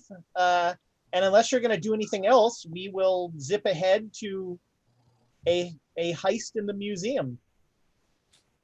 So, anybody else going besides Alexandra and Donald? No. It wouldn't be wise. All right. So yeah, you guys find an open window that gets you in the museum very easily. It's a little bit of work to get down to the basement, but you both make it. Both of you make me stealth rolls. I just need one success between This is literally the first roll I've had to make all day. I got it. All right, there's the one success. All right, yeah, you are the knight. You easily avoid the poor night watchman who's just walking through halls with a flashlight. It appears like there is no one, there are no guards downstairs. So you remember that Kafur's thing was in the sub-basement, so it was 2 floors down. And you go down the stairs, it's an open stairway. So you come out on the basement floor, and there's nothing there. It's dark, and then you go back down, and you take the left to go down the hallway. Basically, you go all the way down a hallway, and then you take a right, and that's the hallway where Kafur's office is and the reading room is. And both of you make me listen rolls. Right. 02. 41, hard success. All right. Well, an 02 also. So both of you clearly hear some sort of commotion coming in the direction that you were going to head. Right. Wait in silence. Listen. Careful. Patient. All right. Scoot a little bit closer as listening, just trying to be like, if something's about to explode, I want to be nearby. No, it's a noise you don't recognize.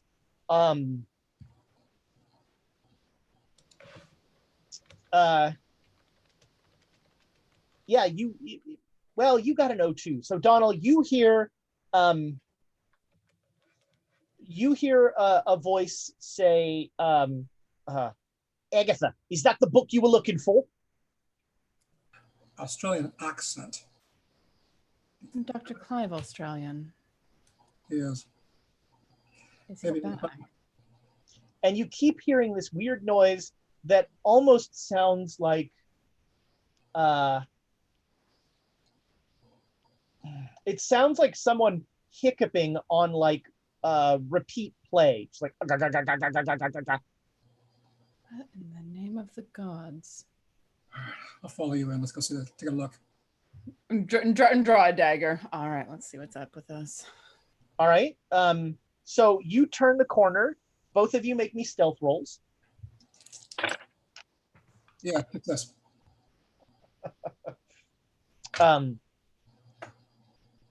You are the knight, and they rolled a 99. So, Oh, good. Ooh, yes. so there is a blue light coming out of that room on the left. That is the reading room, Oh, and you see that the cage is open. The door that went to the reading room is open. they're stealing the books. They want whatever's in there. All right. And you hear a voice, a woman's voice, say, "Yes, that was in the vision."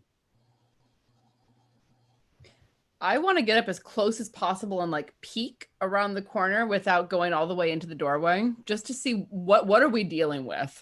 All right, so in the room is Professor Clive. Also in the room is, I didn't print this one out, so let's see if this will work. Okay, that kind of works. A woman wearing a ridiculous hat, an older woman wearing a ridiculous hat, probably who was referred to as Agatha.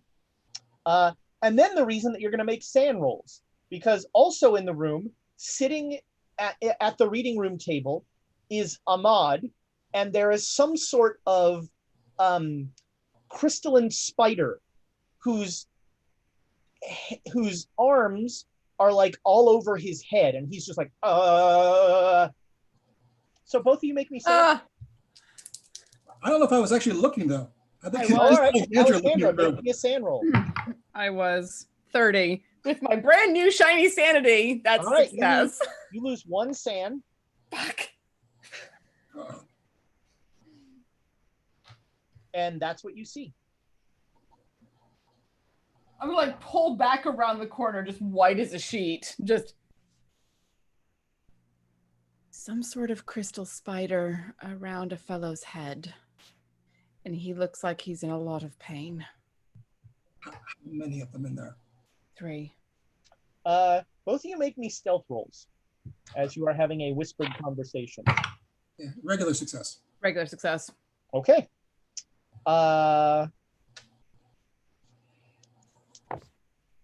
Make me listen rolls. God damn it. I didn't make rolls all night. Now all of a sudden. Yeah, 48 regular success. 44 regular success. 44 is regular. Huh. I don't know how I feel about this, but I'm going to tell you that you need a hard success. So you can use I'm going to let you guys use inspiration. Yep, Because if you want to. The fine people that watch this program want you to have this second chance. That's fair. All right. So you need a hard success. All right. Let's use All right. 2 inspiration. I got a 94. So that's 94 is not a hard fun success. not a fun. All right. So Donald is utterly surprised. Alexandra is not surprised at all. Alexandra, right before things go to hell, you hear on the roof, and you see a very familiar. No. You see a spider that's like you see an eyeball with spider's legs. Yep. No. Oh, from New York. From New York. And Alexandra, because you saw it and Donald hasn't, make me a sanity roll. Shit. Yeah. All right. You lose another 1 sanity. And we are in initiatives. Oof. All right, I will like as I'm turning, I'm gonna slap my hand against Donald's arm and be like, point. okay. So that'll be your initiative. So Well, I go after him, but I wasn't surprised by it. yeah. So on a very fast,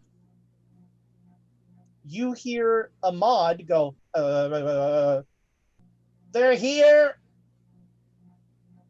They? Yes. Okay. All right. So initiative-wise, Donald goes first. Is he aware of the spider or Well, not? what is your initiative? It's 80. Yes, you go first. You are not aware of the spider yet. You did not make the listen roll. Right. You just have noticed that Alexandra has tensed up. Mm-hmm. All right. So he heard they're here. So yeah, you clearly hear Ahmad's voice say they're here. All right. So Donald's going to burst into the room then. They know we're here. Element of Surprise is gone. He's all right. So make me a scan wise? roll as Sandy you see the spider delving through Ahmad's mind. And I failed my Sandy roll. All right. We'll inspire that. I'll inspire that. If you need it, we got it. I'll take it. You got it, man. Yeah, I got it. 09. I'm good. All right. So you lose 2 sanity. And you would swear that part of the, like, these things' arms are like going through his head and like pulling out weird like brain webs and things. And there's a whole, it's awful. Ahmad's eyes are wide open, looking at nothing. Mm-hmm. So you see Clive and this woman, Agatha, and they don't seem that surprised. Right. And you see the guy with you see Ahmad and the spider and the brain spider. So I'm going to target Clive. So dart into the room, gun him with both hands, snapshot right at Clive. So you're just gonna okay. This will end the stealth portion of this journey. Absolutely. As a gunshot goes off in the basement of the hotel. Absolutely. Okay. Take your shot. All right, 34, which is a hard success. Hard success. All right.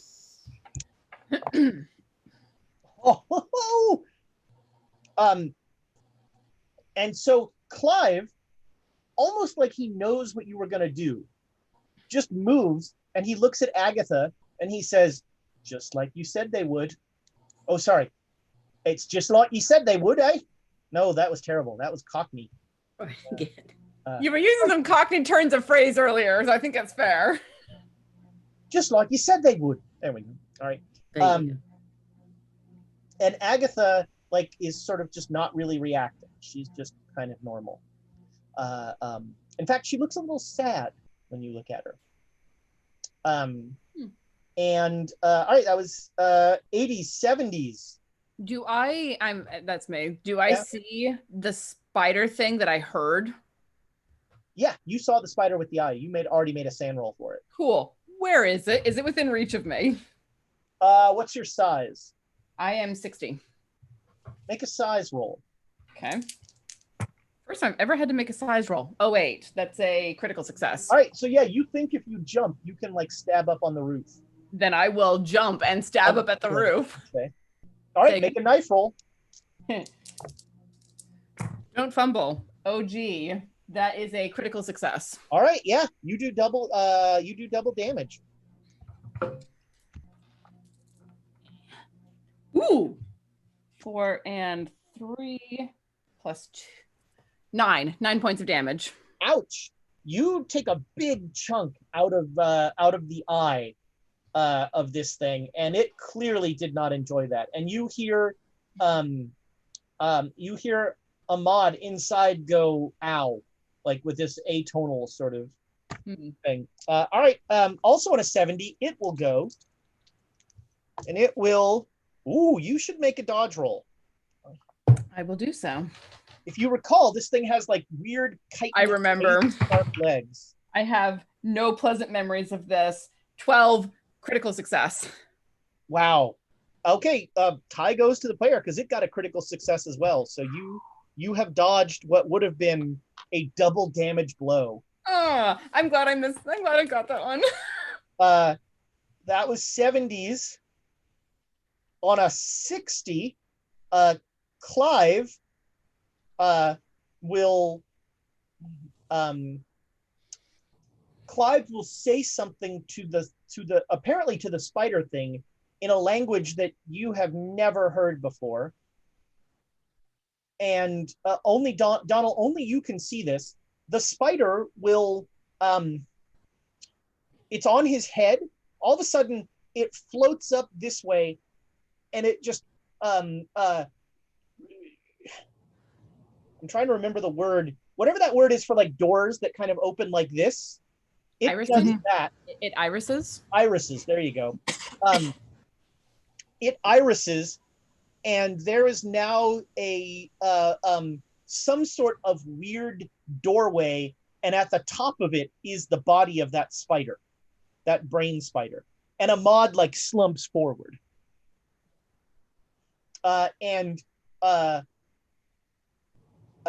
Clive will doff his cap to you and step through that portal. That was 60s, 50s. Oh wait, you guys have both gone. Agatha also steps through the portal. And then we're back to the top, and that is you. The spider's body is still there above the doorway, right? Yep. And the doorway still exists. The doorway still exists. And where's Alexandria? She is behind you, stabbing something. I'll turn and see what she's stabbing. Awesome. So you flip around with your gun, and you look up on the roof, and you see an eyeball that has lost a huge gouge out of it. There's no blood or anything, and it has these 6 horrible chitinous legs, and you should make a sand roll. Fun times. Sorry, mate. All right, success on that. You lose 1 sanity, and you are surrounded by horrors. I'll help Alexandria with the horror in front of her and take a shot at it. All right, take another shot. That's a 65 regular success. Okay, roll your damage. All right, D10 plus 2 is 7 damage. Ow. Okay. You blow one of the legs off this thing, and it is clearly listing. It is not in good shape. And Alexandra, you are next. I'm gonna take another swipe at it. If Donald's close to me, I'm gonna use his shoulder to swipe up at it and use some leverage. Yeah, make a knife roll. Regular success. Excuse me. All right.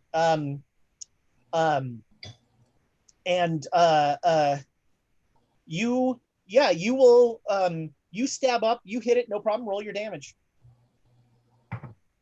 Neat. 6 max damage. All right, yeah. You strike your blade through, and this thing all of a sudden its legs tense up, and then it just releases and it falls to the ground. At the end of the round, you hear a voice behind you say, "Sorry, I forgot. She wanted this one." And a hand slides out of the portal and puts a book on the table, and then the hand comes back through and the portal closes. And there's nothing else in this room? And there's just Ahmad who's head down on the table. Before Ahmad comes to, what's that book? What book is on the table? Are you gonna try and rouse Ahmad? No. Okay. You look at it, and the title is something in a language you don't speak. But what does it sound like? Can we phonetically? It is in Arabic, so the letters are not alphabetical. Do you think this is the book, the doll book? I don't know. This is our best bet. Let's look at the library real quick. Is there any other? The library is empty. This is the That bastard. That son of a bitch. All right. I think this is our best bet for what Joan wants, and we need to get out before he does. We'll just take it. Yeah. We'll nick the book before he, what's his name? All right, yeah. I'll stick it into my waistband at the small of my back so I can still use my hands. All right, both of you make me stealth rolls. Your stealth is probably better than your luck. No, they're about even for me, believe it or not. Yeah. So you make it out just as the night watchman is running down the stairs. You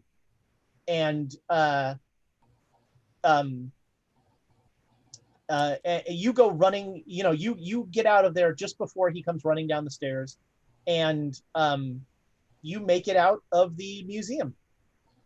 Good. We get back to the military base as soon as we can. Quickly. Sure. Yeah. You both get back. And you will show the book to Joan. Joan has never actually seen this book. So it is indeed in Arabic. The title is The Song of the Dole. Sweet. This is the book. Joan, you have to understand the fellow Clive was there before us. He was there cleaning the library out. Every single one of those forbidden books, he has them, but he left this one behind. He left it behind deliberately because he said, I almost forgot she wanted this one. He knew who we were. He knew what we wanted. He knew what you wanted. Be careful. Are you sure you wanted this book? Kind of romantic. Well, no, I mean, so he didn't totally mess us up. But mostly. Be careful, though, in a Madame Lynn kind of weird way. Yes. Yes, exactly that. There's romance, and then there's whatever obsession Madame Lynn had, and there's a difference. The obsessments, yes. So, but we got... Well, you guys were successful then. Of course. There was a spider thing attached to a kid's head. No, that... Ahmad, what happened? No. He's fine. He was unconscious when we left, but he was breathing fine. It is not clear to you that he is fine. But I'm going to say it anyway. We need like the narrator. He was not fine. It was not as easy as it was supposed to be. There was someone, I mean, Clive was in there, but there was someone else named Agatha in the museum. Joan, you can make me an archaeology roll. Yeah.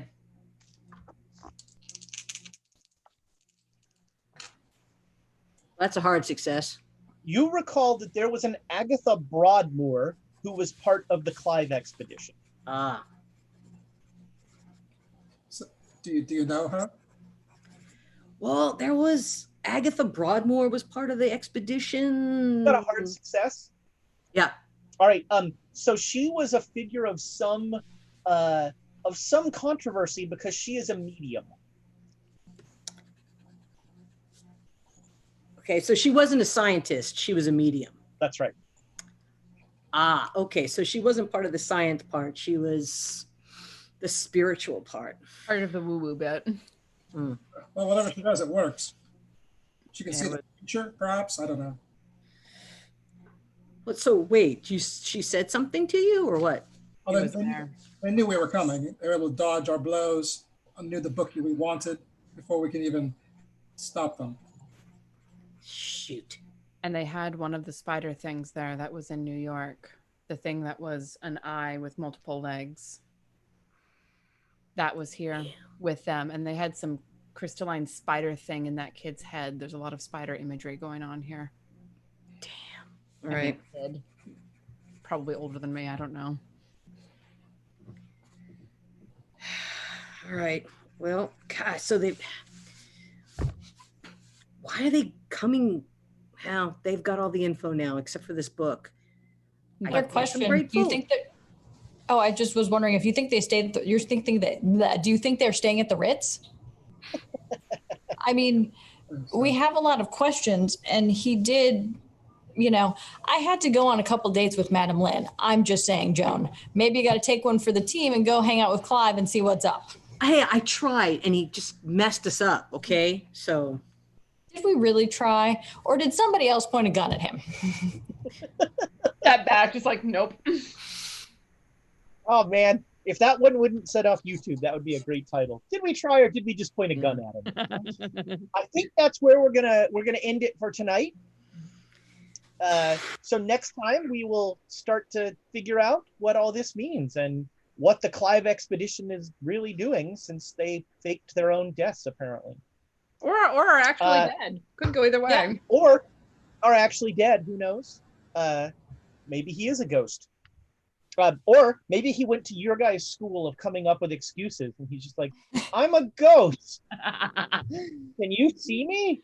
Oh, I gotta use that at some point. That's a good one. No, it's the one, you're asleep. This is a dream. That's another good one we should use. I mean, he did know about the staves, though, so you know. That's true. That's true. So thank you so much for all of the bits, for the love. Congratulations, Eldebrat, on getting those beautiful sets. Remember, YouTube, you can get yours. You can get your own set. All you have to do is let me see if I remember the 3 steps. B, in the continental US or Canada, except Quebec. Apparently Quebec is like not continental. So A, be in the US or Canada. B, subscribe to Quests and Chaos YouTube channel. And C, share this video on one of your social media, the social media of your choice. More than one, sure, that's fine. And if you make sure to tag us when you do it, don't tag me because I don't watch this crap, but tag Quests and Chaos, and they will because if we don't know you did it, then we can't give you in the drawing. That's what I was trying to say.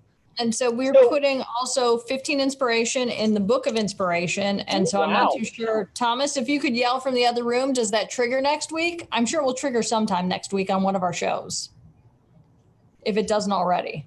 I'm sure it will. I think it does. Yeah.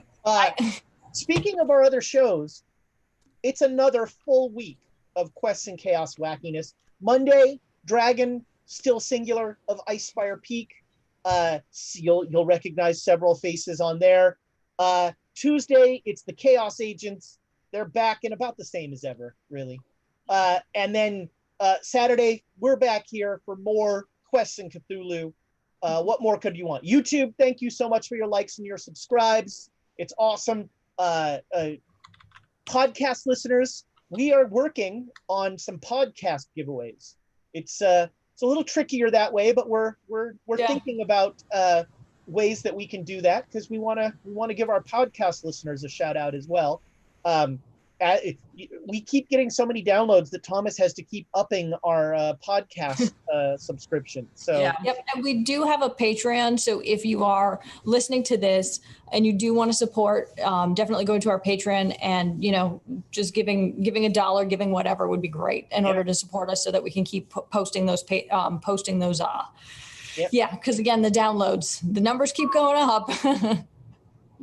So thank you very much for that. We also have our crazy RPG giveaway. The drawing will be in October, so you've got time to enter if you go to. I think it's. I'm just going to read it here. The drawing's in September, so we're drawing. I think the 15th of September. What? Yeah, I know. Oh my gosh, Thomas, when is it? I thought it was the beginning of October. Yeah, I have written down the drawing is October 1st. When did he change the calendar? I don't know. I don't know either. Last week when he said that. Okay. All right. Thomas, you need to put that on the calendar in writing. Otherwise, it doesn't exist. But the link is bit.ly/QMC. What? Mom and Dad are fighting. Yeah. He's yelling something about dinner with the mayor. I was like, okay, that sounds like a personal thing. Don't put it on the calendar. I don't care. Hey, Ezra, do we Thomas have any quotes? Oh, yes, the quotes. We have, we started off hot. Did I already express some of my bad ideas? Science and religion don't mix. I'm not a military historian. Cured meats and alcohol. That's an excellent title. This, I think, is currently my leader. It's just like a bicycle, except in the sky. Nothing bad happens with pushing rolls. Yeah, who is this Emma person? They're like the smelly marker of my life. If you're gonna run, don't make fun of me. I just like the phrase shooting a ghost. I enjoyed the, I have a PhD, so do I. I don't have time to be, what is it, subtle? When would a fumble go wrong? This is also a good one. We need a backup military base now. You can't be a ghost and a wizard. I'm done with yada, yada, yada. Is this a lunch conversation? I would like as little to do with worms as possible. I'm not afraid of that little fat wizard. Eternity might be next year. They are directly in league with Satan. Well, let's not be dramatic. And he didn't totally mess us up. I don't know, Ian. I think there's some good ones. There's great ones. Yeah. It's just like a bicycle, except in the sky. I like a lot. I don't know, the yada yada yada one. Come on. The yada yada yada one is good. I'm done with yada yada yada. How do you Well, spell let that? us know what. YADDA, yada. Okay. Apparently, cured meats and alcohol, and that's clearly Thomas spelling, is is a Oasis song. Huh. I'm gonna What?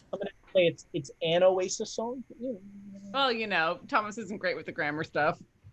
And I don't know what this means, but remember clips. We're doing a clip. We're doing a clip show. Yeah, we're just going to put together clips. So if people clip things that they enjoy and think are funny, we're going to put that together in just sort of a little montage, if you will. In fact, I love the idea a montage in actuality. One Saturday, we're just going to sit here and watch clips. Of We're just doing all the dumb things we say. Basically, your list. Then we're going to do a bottle episode. Best of episodes. And we're going to do, Haven't we already done the bottle episode? Wasn't that the time travel episode? Yeah, there you go. I was cleaning out, I found the very first quote book I ever did from college. I've been collecting quotes from people since a long time ago. It is my that feels like a bathroom reading book that you should publish. I agree. Just random quotes from Cthulhu games. You know what's funny? I used to post on Facebook quotes from when I was running our home game, and now in my memories I get like explosives seemed like a good idea at the time and things like that. So thank you all so much for the crazy amount of bits tonight and for your continued support. We so appreciate it, and it keeps the air conditioning on where Amy is, and the rest of us, it keeps us out of air conditioning. We cannot wait for things to be safe enough for us to all play together in person again. But until then, we're going to make the best we can out of it here in our respective places. I will say I don't miss driving to Fremont and back. That is, but I do miss having a camera that does work. That is, I miss being in focus. I guess that's. Wear your bloody masks. Yes, please. That is the first step. So I guess all that's left to say is goodbye, internet friends.